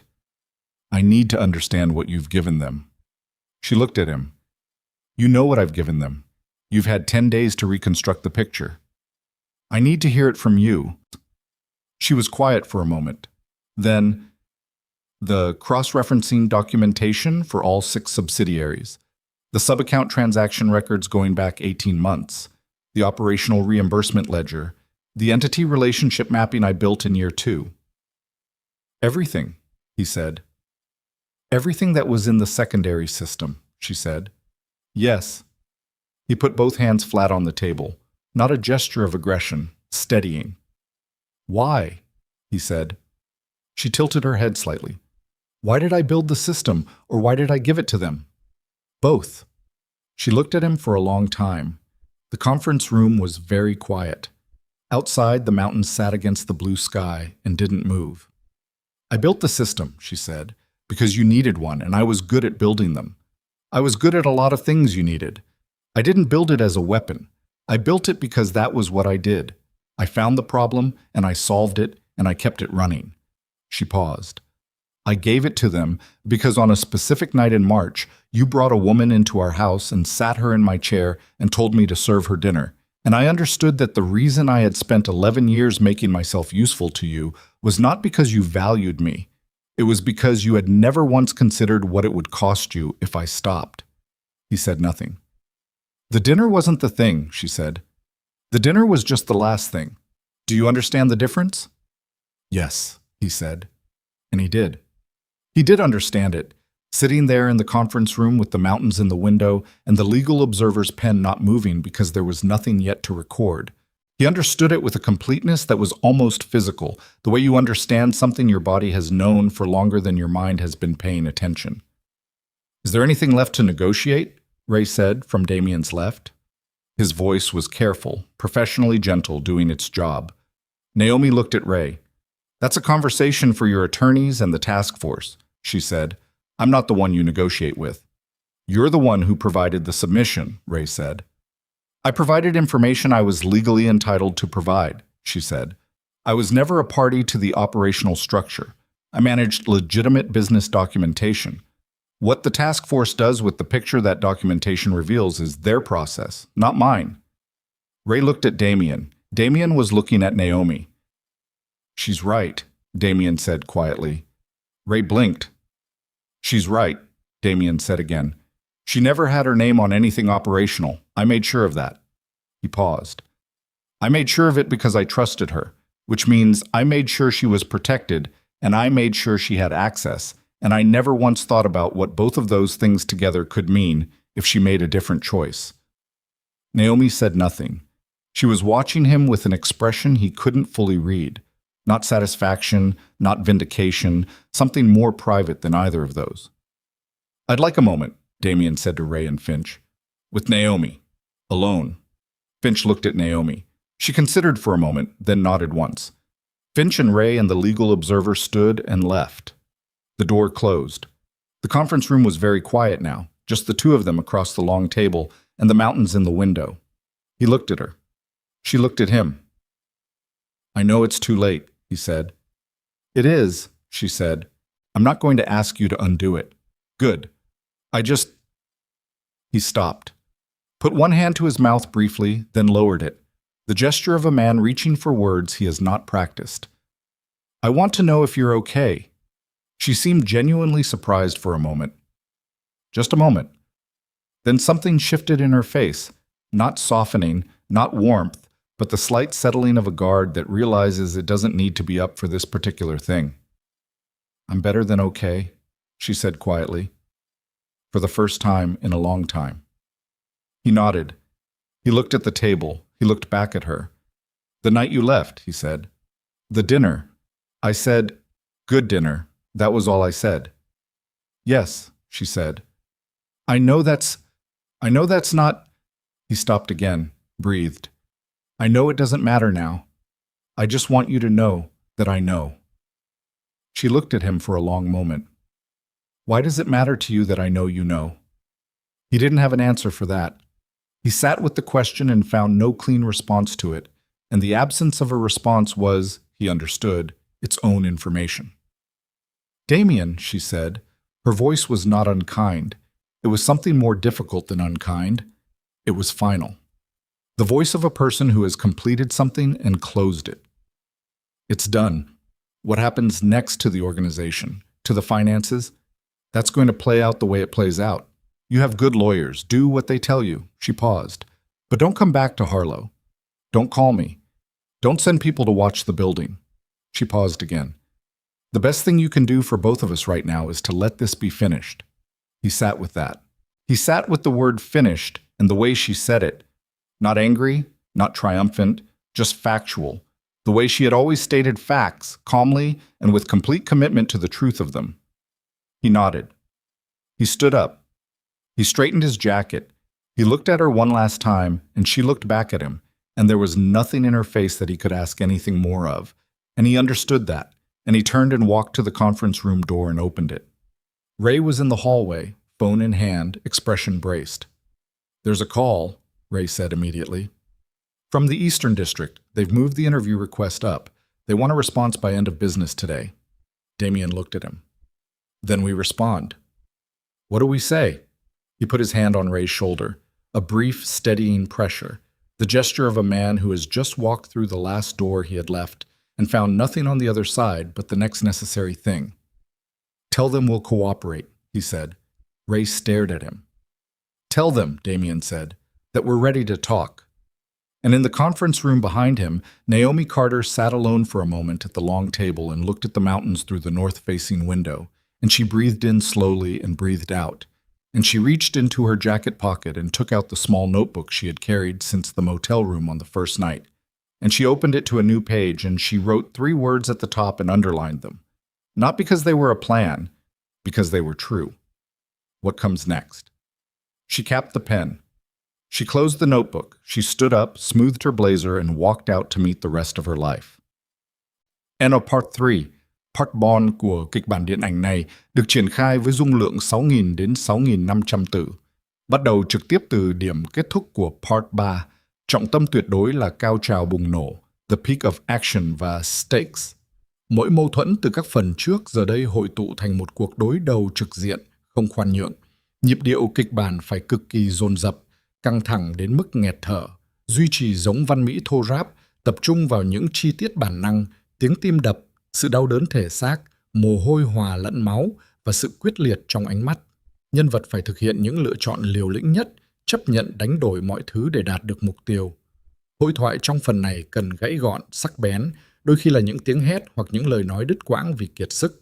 Triển khai chi tiết từng phân cảnh hành động hoặc đối đầu tâm lý, scene by scene. Tuyệt đối không sử dụng gạch đầu dòng, tiêu đề phụ hay nhắc đến thực thể tôn giáo. Kết thúc Part 4 ở đỉnh điểm kịch tính, ngay trước khi trận chiến cuối cùng ngã ngủ. Hãy trình bày trực tiếp trong tin nhắn, viết cực kỳ chi tiết. Nếu đặt giới hạn phản hồi, hãy dừng lại ở một câu rạng rỡ để tôi ra lệnh viết tiếp. Chỉ dần bắt buộc. Đây là một câu chuyện điện ảnh hoàn toàn hư cấu nhằm mục đích giải trí, không dựa trên bất kỳ sự kiện hay nhân vật có thật nào. Lưu ý đặc biệt quan trọng. Nếu đạt đến giới hạn trả lời, không được dưng giữa câu, hãy viết nốt câu đó hoàn chỉnh, không mở rộng nội dung. Show More Part 4. The Peak of Action. The drive back from Harlow was the longest 3 hours of Ray Conti's professional life, and he had been a criminal defense attorney for 31 years. Damien sat in the passenger seat and said nothing for the first 90 minutes, not processing quiet. Ray had seen that in clients before, the turned inward silence of a man working angles. This was different. This was the silence of a man who had set something down that he'd been carrying for so long he no longer knew the weight of it until it was gone. Ray drove and watched the road and didn't push. At the 90-minute mark, Damien said, "Call Elliot. Tell him to pull together every liquid asset in the legitimate business accounts. Everything clean. I want a number by tonight." Ray called, kept his eyes on the road. At 2 hours, Damien said, "The Donatello meeting. Is there a channel?" Ray glanced over. "You want to talk to the Donatello organization? I want to understand the shape of what they're planning, whether it's a takeover or just an opportunistic grab." He paused. "There's a difference. Damien, any contact with the Donatello family right now, given the inquiry, through a neutral party. I'm not going to their door." He looked out the window. "Marcus Aldine still owes me a conversation." Ray knew the name. Marcus Aldine was a property developer who operated in the gray space between money with questions and money without. A man who had done business with both Damien and, historically, with the northern families. Not a criminal, not clean, the specific kind of person who exists in the gaps. "I'll make a call," Ray said. They reached the city at 3 in the afternoon. Damien went directly to his own attorney's offices rather than home, because the house had nothing useful for him right now, and offices had phones and whiteboards and the infrastructure of decision-making, which was what he needed. Ray's assistant brought coffee no one drank. Elliot Ray arrived at 4, thinner-looking than last week, with a folder and the expression of a man who has been sleeping in his office. "Liquid assets across all legitimate operations," Elliot said, opening the folder. 2.1 million accessible within 48 hours. Another 800,000 that would take a week to free up without triggering additional review. 2.1, Damien said. "The rest is either frozen, encumbered by the inquiry, or tied to contracts that can't be dissolved quickly." Damien nodded. He stood at the whiteboard Ray had brought out, and he wrote 3 things on it. The number, the word Donatello, and the word inquiry. He looked at all 3. "The inquiry," he said. "If we cooperate, walk Ray through what cooperation looks like in terms of the asset freeze." Ray leaned forward. "Cooperation buys us goodwill with the task force. It doesn't automatically unfreeze the accounts. That's a separate legal process. But it creates the conditions for a negotiated resolution that doesn't end with a federal indictment, which is the alternative. Timeline. Months. This doesn't resolve in weeks. And the Donatello situation doesn't wait months, Damien said. No, Ray said. It doesn't. This was the specific trap, and all three men in the room understood it. The inquiry constrained Damien's ability to act in the ways that would ordinarily address the Donatello problem, and the Donatello problem was moving in the space the inquiry had created. To deal with one was to be exposed to the other. It was not an accident. Someone had timed it, or read the timing correctly, or both. Damien's phone buzzed on the table. He looked at the screen. Unknown number. Harlow area code. He picked up. Mr. Volkov. Not Finch. A man's voice he didn't know, younger, flat, and professional. I'm calling on behalf of a party who would like to discuss a matter of mutual interest. Tonight, if you're available. Who's the party? Damien said. Someone who has information about the submission made to the Eastern District Task Force, specifically about aspects of that submission that were not authorized by the party who provided the documentation. Damien's hand tightened on the phone. Across the table, Ray was watching his face. Not authorized by who? Damien said. That's the conversation, the voice said. There's a location. Are you available tonight? He looked at Ray. Ray made a very controlled expression that communicated approximately 6 things simultaneously, all of them cautionary. Send the address, Damien said. He ended the call. Ray started to speak. I know, Damien said. Damien, I know. Send Otto. Otto went to the address first, 2 hours ahead. The address was a restaurant in the Millhaven district, a legitimate place, well-lit, public. Otto sat at the bar for 90 minutes and watched the room and called Damien at 7 to say it was clean. No visible surveillance, no obvious setup, the room populated with civilians having dinner. Damien drove himself. He left Ray in the car outside, but close enough to be reached, far enough away that a conversation inside could not be characterized as a meeting between legal counsel and unidentified parties in the context of an ongoing inquiry.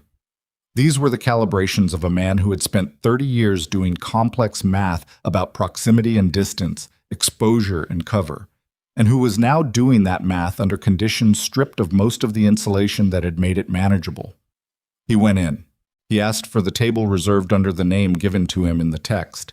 He was led to a corner booth away from the windows. The man already there was 40, maybe 42, compact, with a face that had been carefully constructed to be forgettable. Dark jacket, no tie. His hands were on the table with nothing in them, which was a deliberate communication.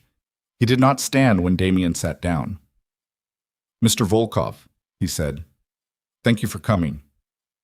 I don't know your name, Damien said. No, the man said. You don't. A waiter came. Damien ordered water. The man already had something. The waiter left. Tell me about the submission, Damien said. The man looked at him. The submission to the task force included 2 distinct categories of documentation, he said. The first category was the financial and structural documentation that Ms. Carter compiled from the secondary system. That was her material, her access, her decision. The second category was something different. Damien waited. The second category was operational correspondence, the man said. Specific communications between operational contacts going back 3 years. Communications of the kind that would not be present in any document management system because they were not that kind of document. He paused. They were the kind of communications that existed in someone's personal files. Who provided those? Damien said. His voice was very flat. Someone who was present in your household, the man said.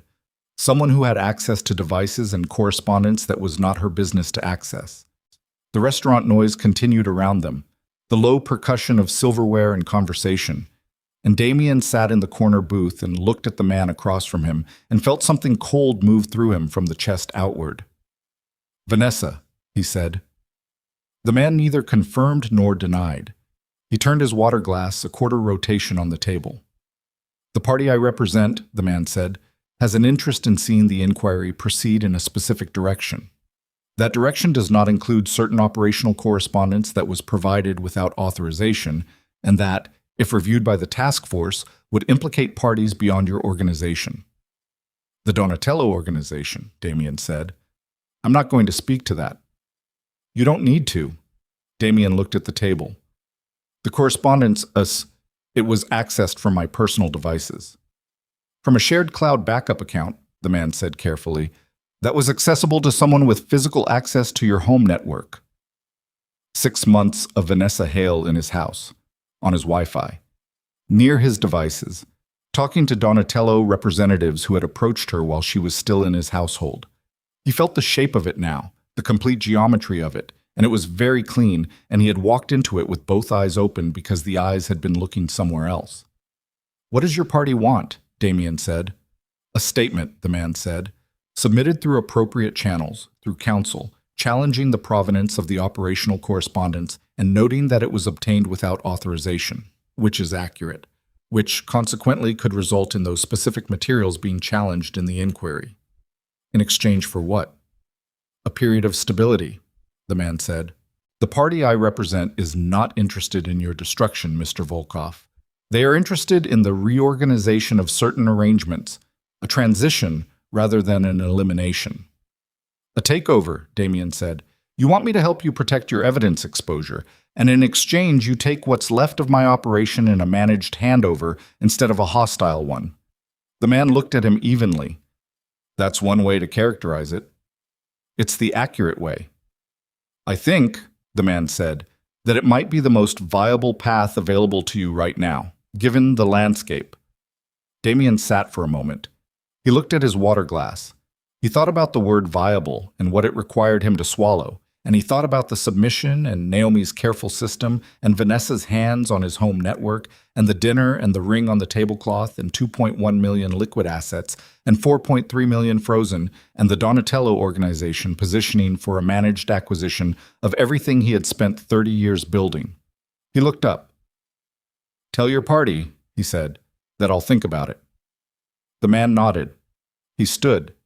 He left money on the table for his drink, cash, exact amount, and walked out of the restaurant without looking back. Damien sat in the corner booth alone. The restaurant moved around him. He sat there for 6 minutes, not moving. Then he took out his phone and called Ray. Get inside, he said. I need to tell you something. Ray came in and sat across from him and listened, and halfway through, Ray's expression did a thing Damien had never seen it do. It went completely still, all professional composure suspended, replaced by something closer to what a civilian's face looks like when confronted with actual stakes. Vanessa Hale accessed your personal correspondence, Ray said, when Damien finished, through the home network, 6 months of access, and provided it to the Donatello organization, who then provided it to the task force as part of the submission, or held it and provided it selectively to the task force separately. I don't know the exact path. The operational correspondence, Ray said. What's in it? Enough, Damien said. Ray was quiet for a moment. The statement they want you to make, challenging the provenance, would be accurate, Damien said. She didn't have authorization. The access was unauthorized. That's factually correct. But the motivation for making the statement would be to help the Donatello organization clear its exposure. Yes, Ray folded his hands on the table. And if you don't make the statement, then the operational correspondence goes in front of the task force uncontested, and the inquiry expands to include things that are significantly worse than the financial structure. Ray pressed his lips together. He looked at the table. He looked at Damien. I need 24 hours, he said. You have 12, Damien said. Find me another way out of this that doesn't involve handing what's left to the Donatello family. If there isn't one, tell me that too. He went home. The house was dark. He went through it without turning on many lights. The foyer, the hallway, the kitchen. He stood at the kitchen counter and looked at the rosemary on the windowsill. It was doing noticeably better. Small green growth at the tips, the yellow leaves gone. He went to Naomi's office. He sat at her desk. He thought about the cross-referencing system she had built, and the secondary ledger, and the 2 years of late nights, and how he had walked past this door 100 times and thought, administrative. He opened the top drawer of the desk. He had been through everything in here before, but he opened it again, slowly, and went through it again, differently this time. Not looking for a document or a file, just looking. The way you look at a room after someone has died, not for information, but for the feeling of what was there. In the back of the drawer, under a folder of blank-headed paper for one of the subsidiary companies, there was a photograph. He almost missed it. He picked it up. It was a photograph of the two of them, taken at what looked like a garden party somewhere, outdoor light, both of them looking at something outside the frame.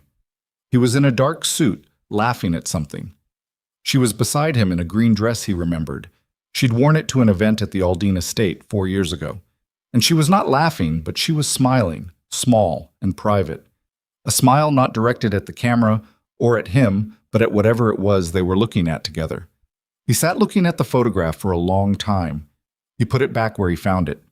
He closed the drawer. He went upstairs. He sat on the edge of the bed in the dark. He thought about 12 hours and what Ray would find, and what he would have to decide if Ray found nothing, and what the shape of his life looked like from this point forward, regardless of what Ray found. He lay back on the bed without taking off his shoes. He did not sleep. At 6 a.m, Ray called. "I found something," Ray said. His voice was tight, controlled, the professional voice stripped to its wire. "I've been up all night, and I need you to listen carefully." Damien sat up. "Talk." The operational correspondence Vanessa accessed. "I spent the night with a forensic specialist going over the home network logs that your IT security had on file. The access was documented, time-stamped. We can establish exactly when she accessed the backup account and what files she retrieved and when those files were transmitted to an external address." "Okay." "The external address she transmitted to," Ray said, "is traceable. Not easily, but traceable. And the chain it connects to runs to an entity that is registered in the Donatello organization's known associate network. That's the connection we already assumed." "Right, but here's what matters. The transmission happened before the submission to the task force, which means the operational correspondence wasn't submitted as part of Naomi's submission. It was submitted separately by the Donatello organization through a channel that made it appear to be part of the same submission."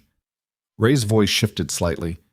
"Which means the task force received it, as if it came from the same source as Naomi's documentation.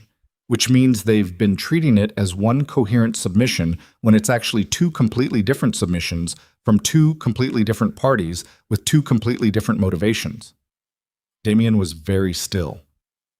"If we can demonstrate that the operational correspondence was separately sourced," Ray continued, "obtained through unauthorized access and submitted through a channel designed to make it appear legitimate, then we have grounds to challenge not just the provenance of those specific materials, but the integrity of the submission as a whole, which gives us a legal basis to contest the scope of the inquiry.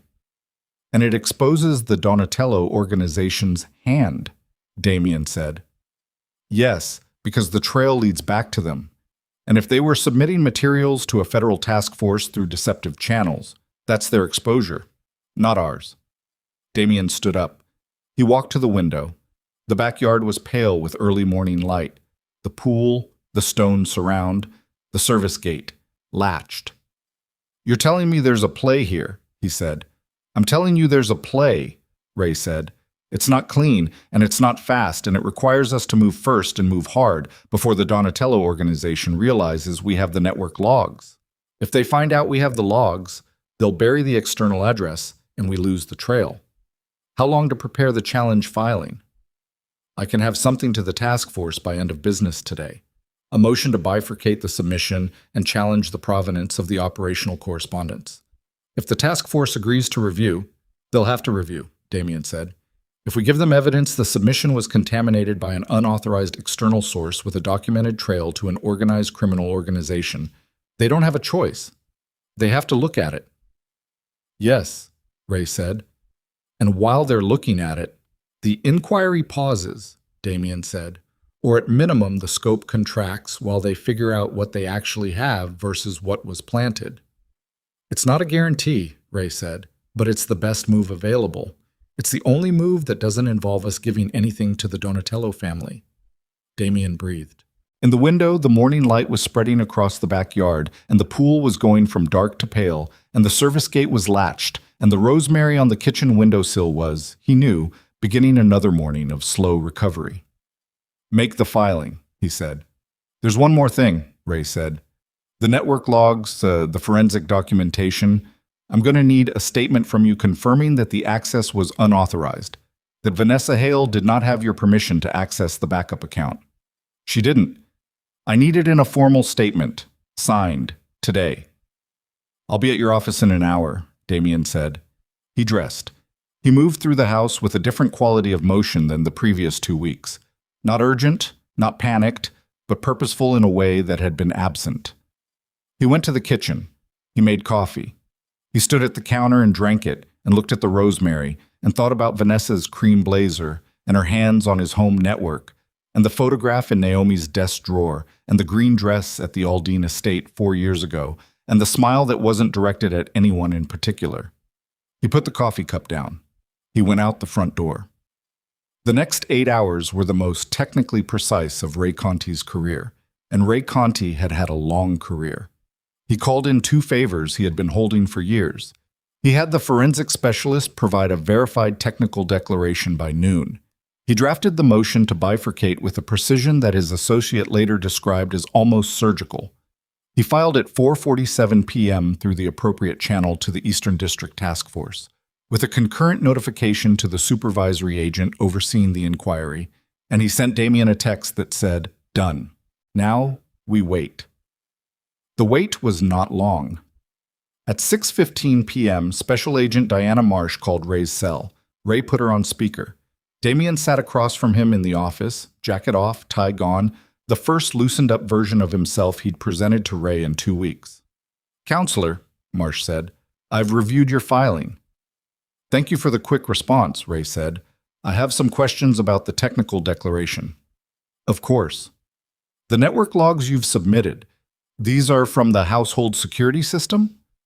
"From the network security monitoring system installed and maintained by Mr. Volkov's IT security service, time-stamped and unmodified. The forensic specialist declaration confirms chain of custody." A pause. "The external address the files were transmitted to is identified in the declaration," Ray said. "I'll note that tracing that address further is the task force's jurisdiction, not ours. We're simply establishing the chain of unauthorized access. What the task force finds at the end of that chain is a matter for their investigation." Another pause. Longer. "We're going to need to review this carefully," Marsh said. "The motion raises significant questions about the composition of the original submission." "We understand," Ray said. "We're available for any follow-up questions." "I'll be in touch by end of week," Marsh said. And then, with the precision of someone who controls what they reveal, "Counselor, if the declaration holds up under our review, the inquiry's scope becomes significantly different." "We believe it will hold up," Ray said. The call ended. Damien and Ray looked at each other across the desk in the quiet office.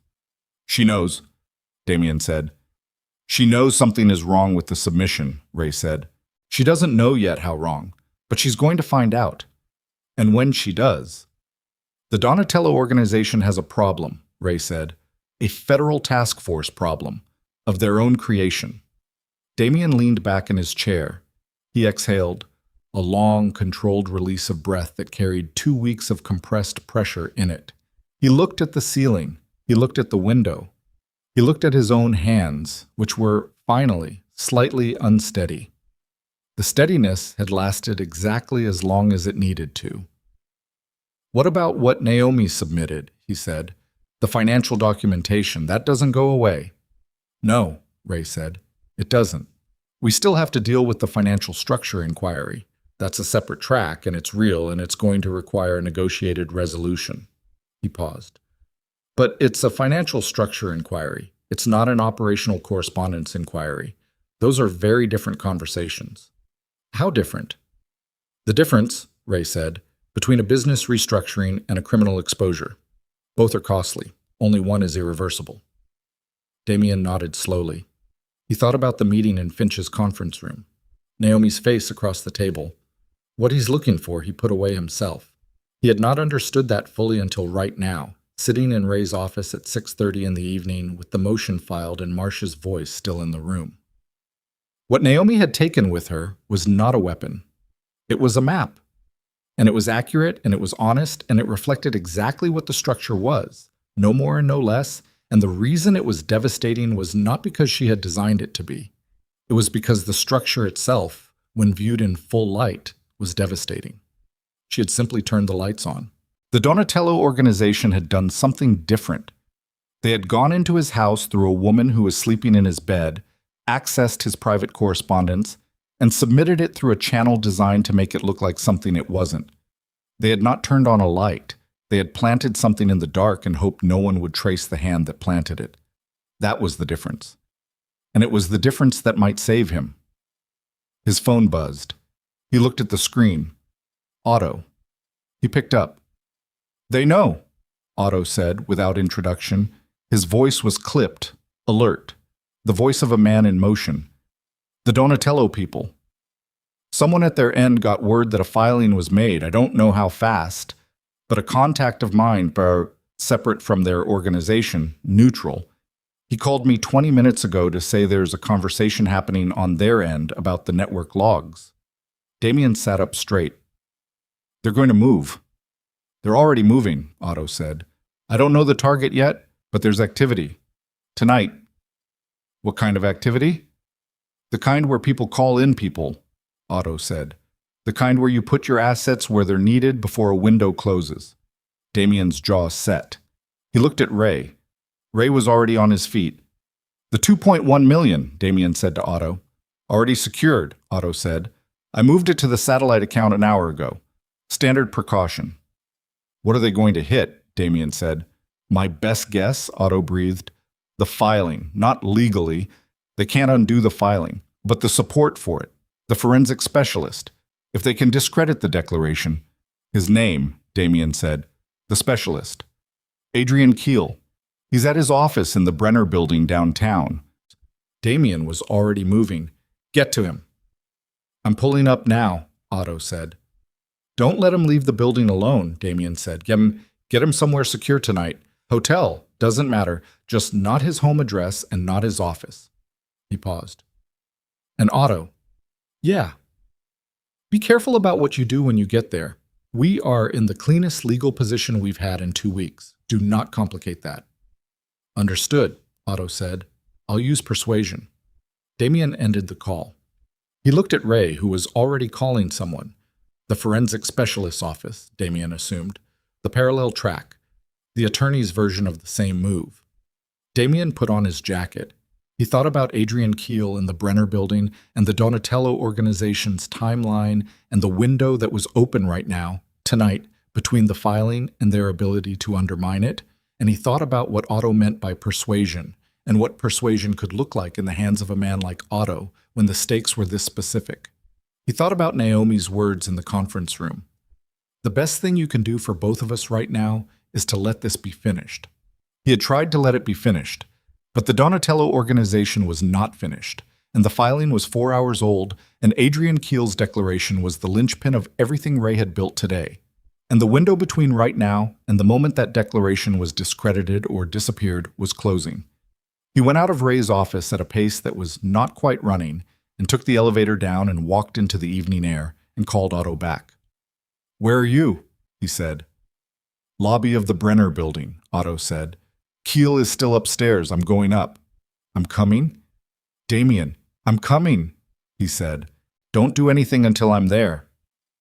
He walked to his car in the parking garage. He got in. He sat for 2 seconds with both hands on the wheel and looked at the concrete wall in front of him and thought about the 2 options in front of him with complete clarity. Go home, trust Otto, trust Ray, and wait out whatever the night brought. Or go to the Brenner building and put himself in the middle of it, in the direct physical space where the thing that could save him was either going to be protected or destroyed. He started the car. He pulled out of the garage into the evening street. The city moved around him, lit up, indifferent, its 10,000 simultaneous urgencies making his own feel both enormous and invisible. He drove toward the Brenner building, and his phone sat in his lap, and he thought about Naomi in the green dress at the Aldine estate 4 years ago, smiling at something outside the frame. He thought about what he had been looking at in that photograph that had made him laugh, and realized he could not remember. He drove. The Brenner building was 12 minutes away on a clear night, and tonight was clear, and he made it in 9, and when he came through the lobby doors, Otto was there, just inside, solid and still, wearing the face of a man who has assessed a situation and is waiting for instruction. "Upstairs?" Damien said. 8th floor, Otto said. He's still there. But, he paused. But what? There are 2 men in the parking structure. I made them on the way in. They're not building security. Damien looked at him. They're waiting for him to come down, Otto said. How long have they been there? Long enough to have gotten here before I did, Otto said, which means they got the word faster than I thought. Damien looked at the elevator bank. He looked at the lobby doors. He looked at Otto. Is there another way out of this building? He said. Otto said, Service exit on the east side, comes out on Brenner Lane. Go get Keel, Damien said. Tell him there's a security concern. Use whatever explanation works. East exit, Brenner Lane. I'll have a car there in 3 minutes. He pulled out his phone. Go. Otto went. Damien called a number. Not Ray, not a formal contact. An old channel, the kind of channel you maintain for precisely this kind of 3 minutes on a Tuesday night problem, and gave an address and said East Side now, clean car, civilian plates, and ended the call and stood in the lobby of the Brenner building and breathed. His heart was moving at a pace he could feel in his fingertips. Not fear, or not only fear, something more complex. The particular physical state of a man who has been cornered into action and has chosen, finally, to act with everything he has rather than everything he's allowed. He thought about the 2 men in the parking structure. He thought about Adrian Keel on the 8th floor with his time-stamped declaration and his forensic data and his professional reputation, which would not survive whatever the Donatello organization had planned for him tonight. He thought about the filing and the task force, and Ray's voice saying the difference between a business restructuring and a criminal exposure, and Naomi's voice saying what he's looking for. He put away himself. He stood in the lobby, and he waited, and the elevator numbers descended, and he watched them come down with a focus that blocked out everything else in the building, in the city, in the accumulated wreckage of the last 2 weeks. And when the doors opened and Otto came out with a thin, pale man in his 50s carrying a laptop bag and an expression of profound and escalating alarm, Damien crossed the lobby to meet them and said, calmly, to Adrian Keel, I'm Damien Volkov. I know this is alarming. I need you to trust me for approximately 4 minutes and ask questions after. Can you do that? Keel looked at him, looked at Otto, swallowed. Your declaration, Damien said, the one you signed today. It's the only thing standing between a legitimate legal filing and the people who are currently in the parking structure waiting for you to come down. Keel's face went the color of uncooked dough. East exit, Damien said. Now. They moved. The 3 of them came out on Brenner Lane at 9:47 p.m. into a side street that was dark and narrow and smelled like exhaust and last week's rain, and the car was already there, civilian plates, a man at the wheel who did not exist on any organizational chart Damien had maintained in the last year. And Keel got in without further argument because when a man of 50-something with a laptop bag is told that people are waiting for him in a parking structure, the instinct for self-preservation supersedes most other considerations. The car pulled away. Otto stood beside Damien in the dark of Brenner Lane. The 2 men in the garage, Damien said. They'll figure it out in 20 minutes, Otto said. 30 if we're lucky. By then Keel is at the hotel. Yes. And the declaration is intact. Yes. Damien stood in the lane and looked at the street beyond it, at the lit-up ordinary evening of a city that didn't know or care what had just happened in the lobby and the exit of a mid-tier office building. He put his hands in his pockets. His heartbeat was beginning to decelerate from its peak. Slowly, reluctantly, the body giving up its emergency state degree by degree. Otto said quietly, Is it going to be enough? Damien considered this. He thought about the filing and Keel and the task force and the Donatello organization recalibrating right now in the parking garage of the Brenner building, reassessing, counting their options, finding them fewer than they'd been an hour ago. He thought about Naomi's submission and the cross-referencing system and the way she had built the subsidiaries so that the legal and the operational were load-bearing on each other, and how the only way forward now was to acknowledge the structure for what it was and negotiate from there. He thought about the fact that what had saved him tonight, the network logs, the forensic declaration, the filing, the move to get Keel out, none of it was the kind of thing his organization had ever done. It was not force. It was not money. It was not the accumulated threat of a man with 30 years of accumulated threat. It was paperwork. It was chain of custody. It was a timestamp on a network log. It was, he understood, the kind of thing Naomi had spent 11 years being good at. He looked at the empty lane where the car had been. I don't know yet, he said to Otto, but it's the best chance we've had. Otto nodded. He was a man who dealt in concrete assessments, and he accepted this one. They walked back through the lobby and out the front of the Brenner building and into the main street. And somewhere in the parking structure, the two men who had come for Adrian Keel were having a conversation about an empty space where a target should have been. And somewhere uptown, Ray Conti was waiting for his phone to ring. And somewhere 4 hours north in a city Damien had driven to twice now, and entered once, Naomi Carter was in a rented apartment at the end of a day's work. And she did not know what had happened tonight and would not know for some time. And the thing Damien thought about as he got back into his car and sat for a moment in the front seat before starting the engine was not the filing or Keel or the Donatello organization or the frozen accounts or the 2.1 million or any of the concrete architecture of his situation. He thought about the photograph in the desk drawer, the green dress. The smile directed at something outside the frame. He thought about what it was they had been looking at that afternoon 4 years ago that had made him laugh. He started the car. He drove. And in the parking structure of the Brenner building, the two men who had come for a declaration sat in an empty space and made a phone call to someone who was going to be very unhappy. And whatever they said into that phone set in motion a response that was already too late to change the shape of what morning was going to bring. The task force reviewed the bifurcation motion for 11 days. Ray called it cautious. Damien called it the longest 11 days of his life, which was saying something given the month he'd just lived through. He spent those days in a specific, enforced stillness. No operational moves, no contact with anyone who could complicate the legal picture, nothing that could be characterized as interference with the inquiry. He watered the rosemary every morning. He read the financial briefings Elliot sent. He slept badly and woke early and sat in the kitchen with coffee and watched the backyard go from dark to gray to pale morning light. And he did not call Naomi, and he did not go to Harlow, and he did not do anything except wait. Adrian Keel stayed at the hotel for 4 days, then relocated to a cousin's house in another county at his own insistence. He remained available by phone. His declaration remained intact. The two men from the Brenner building parking structure did not reappear in any context Otto could identify, which meant the Donatello organization had pulled them back, reassessing, recalibrating, doing their own version of waiting. On the 11th day, Ray called at 8 in the morning. "Marsh wants a meeting," he said. "Today, both of us." They went in at noon. The Eastern District offices were on the 14th floor of a federal building downtown, clean and fluorescent and aggressively neutral, the kind of space designed to remind you that the institution is larger than any individual standing in it. Marsh met them in a conference room.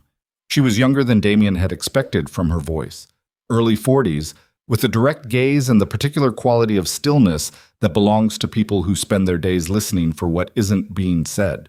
She had a folder. She set it on the table but didn't open it.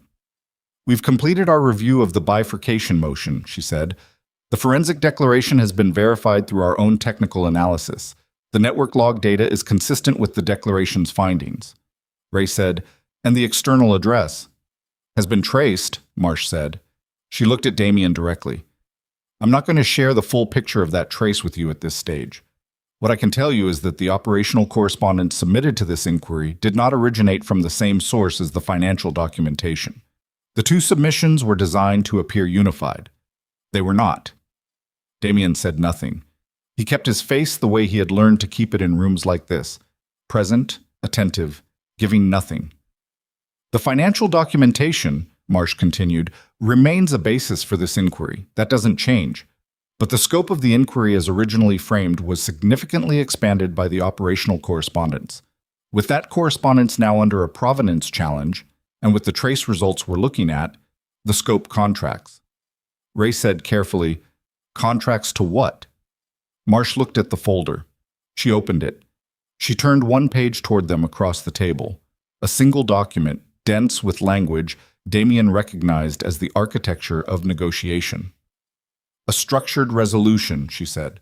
Financial penalties, mandatory restructuring of the subsidiary entities, a compliance monitor for 3 years, full cooperation with the ongoing investigation into the source of the unauthorized submission. She paused. No criminal charges related to the operational correspondence. Damien looked at the document.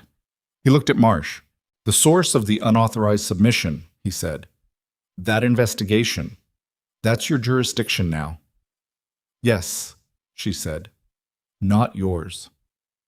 He understood what she was telling him. The Donatello organization's exposure, the submission through false channels, the unauthorized access, the deceptive framing, that was now a federal problem, not Damien's problem to solve or retaliate against. It had been handed upward to a level where Damien had no standing and no role, and if he was careful, no further involvement, which was exactly where it needed to be. We'll need 48 hours to review the terms, Ray said. Of course, Marsh said. They reviewed. They negotiated 2 clauses. They signed on the 3rd day. The financial penalties were significant. The restructuring cost him 3 of the 6 subsidiary companies outright. The compliance monitor would be a presence in his legitimate business operations for 36 months, a specific grinding indignity that Ray had tried to reduce and failed. The Harker Street accounts were released, partially, $2.8 million returned, the remainder absorbed into the penalty structure. It was costly. It was survivable. It was, Ray said, in the particular tone of an attorney who has seen worse, a reasonable outcome. The Donatello organization was indicted on 4 federal counts 6 weeks later.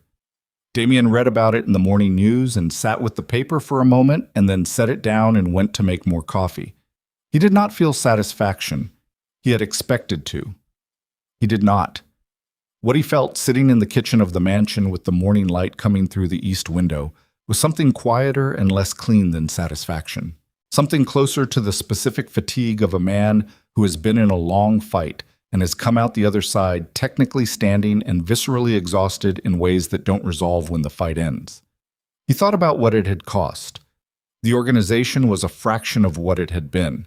The relationships built over 30 years. Some dissolved, some renegotiated, most simply gone. The way things go when the structure that held them stops holding. The money was diminished. The influence was diminished. He was 51 years old and beginning again in a landscape he had reduced to rubble through the accumulated weight of his own certainties. He drank his coffee. He looked at the rosemary. It was fully recovered now, thick and green, the kind of plant that doesn't ask much of you, just water and a reasonable amount of light. He thought about calling Naomi. He thought about it seriously for perhaps 10 minutes, sitting at the kitchen counter with the empty cup. He thought about what he would say, and he thought about what she would say, and he thought about the conference room in Harlow and the final quality of her voice when she said, "Let this be finished," and he put the phone down on the counter and did not call.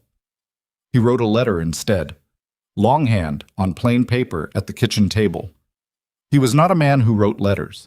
It took him an hour and a half to write 4 paragraphs, because 4 paragraphs was all there was to say, and all of it needed to be exactly right or it would be nothing.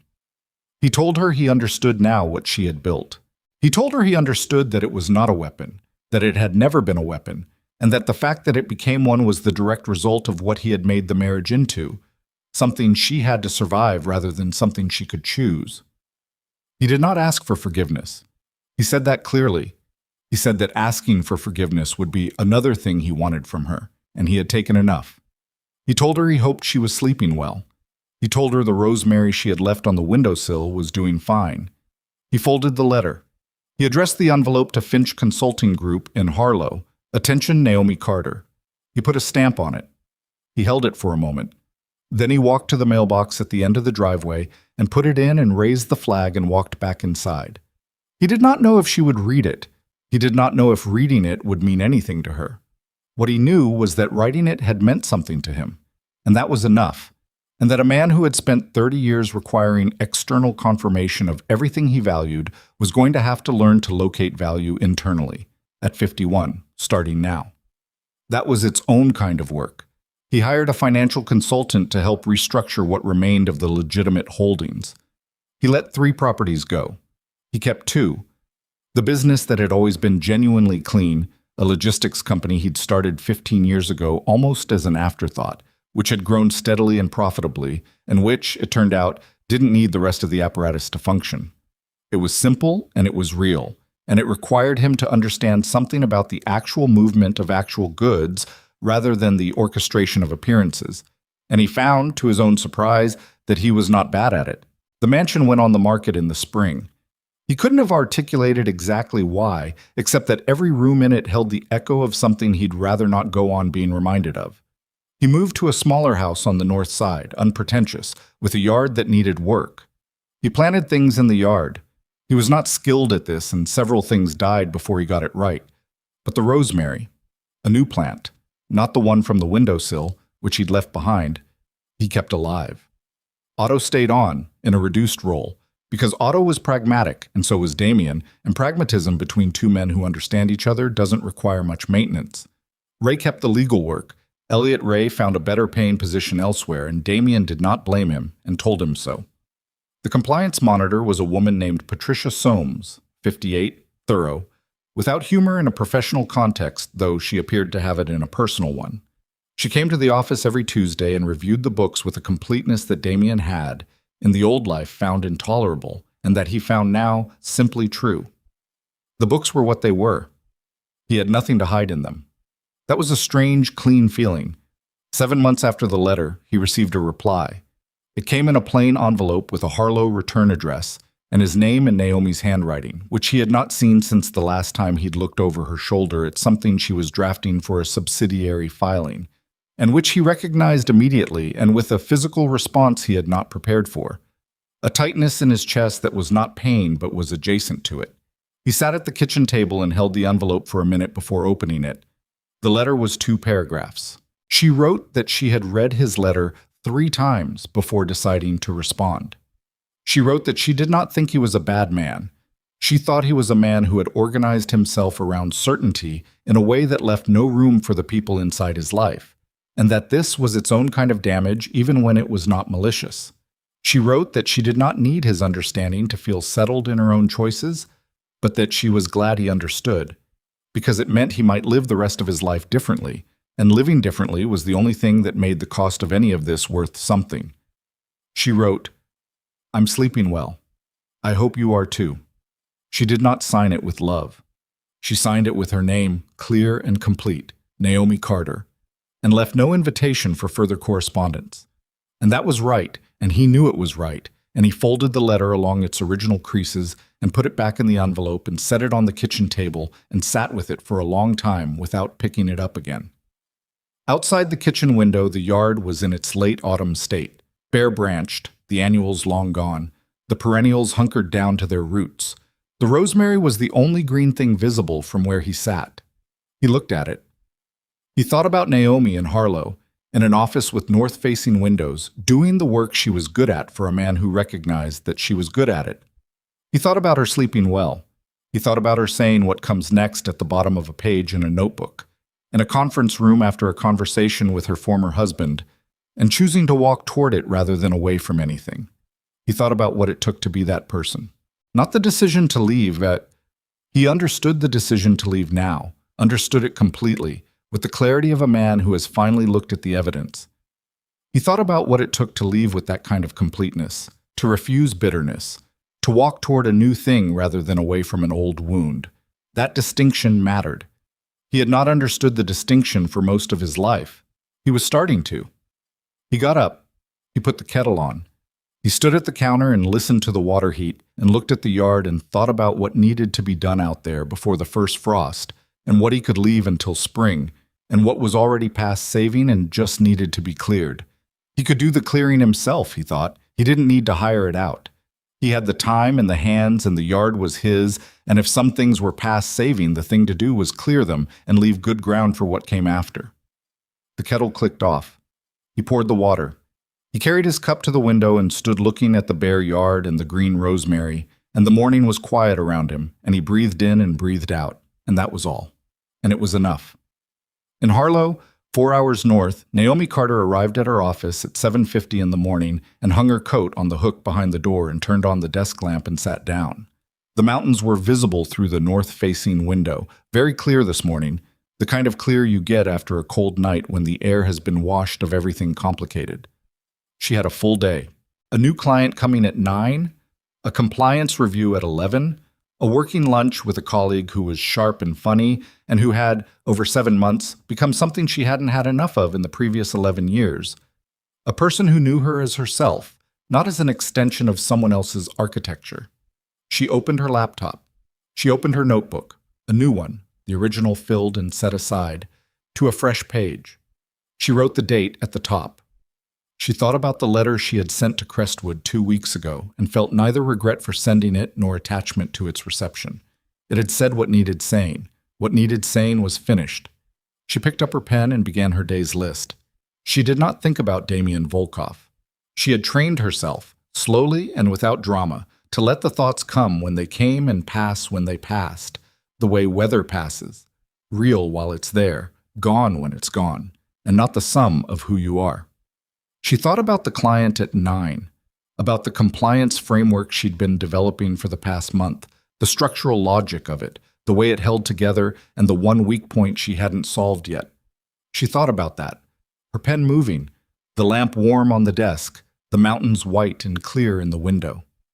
Outside, Harlow was beginning its morning, foot traffic, the coffee shop across the street opening its doors. The measured, ordinary motion of a city that didn't know or need to know what any particular person inside it had survived to get there. Naomi Carter wrote. Her handwriting was clear and unhurried. Her breathing was even. She was, as she had told a man who could no longer hurt her, better than okay.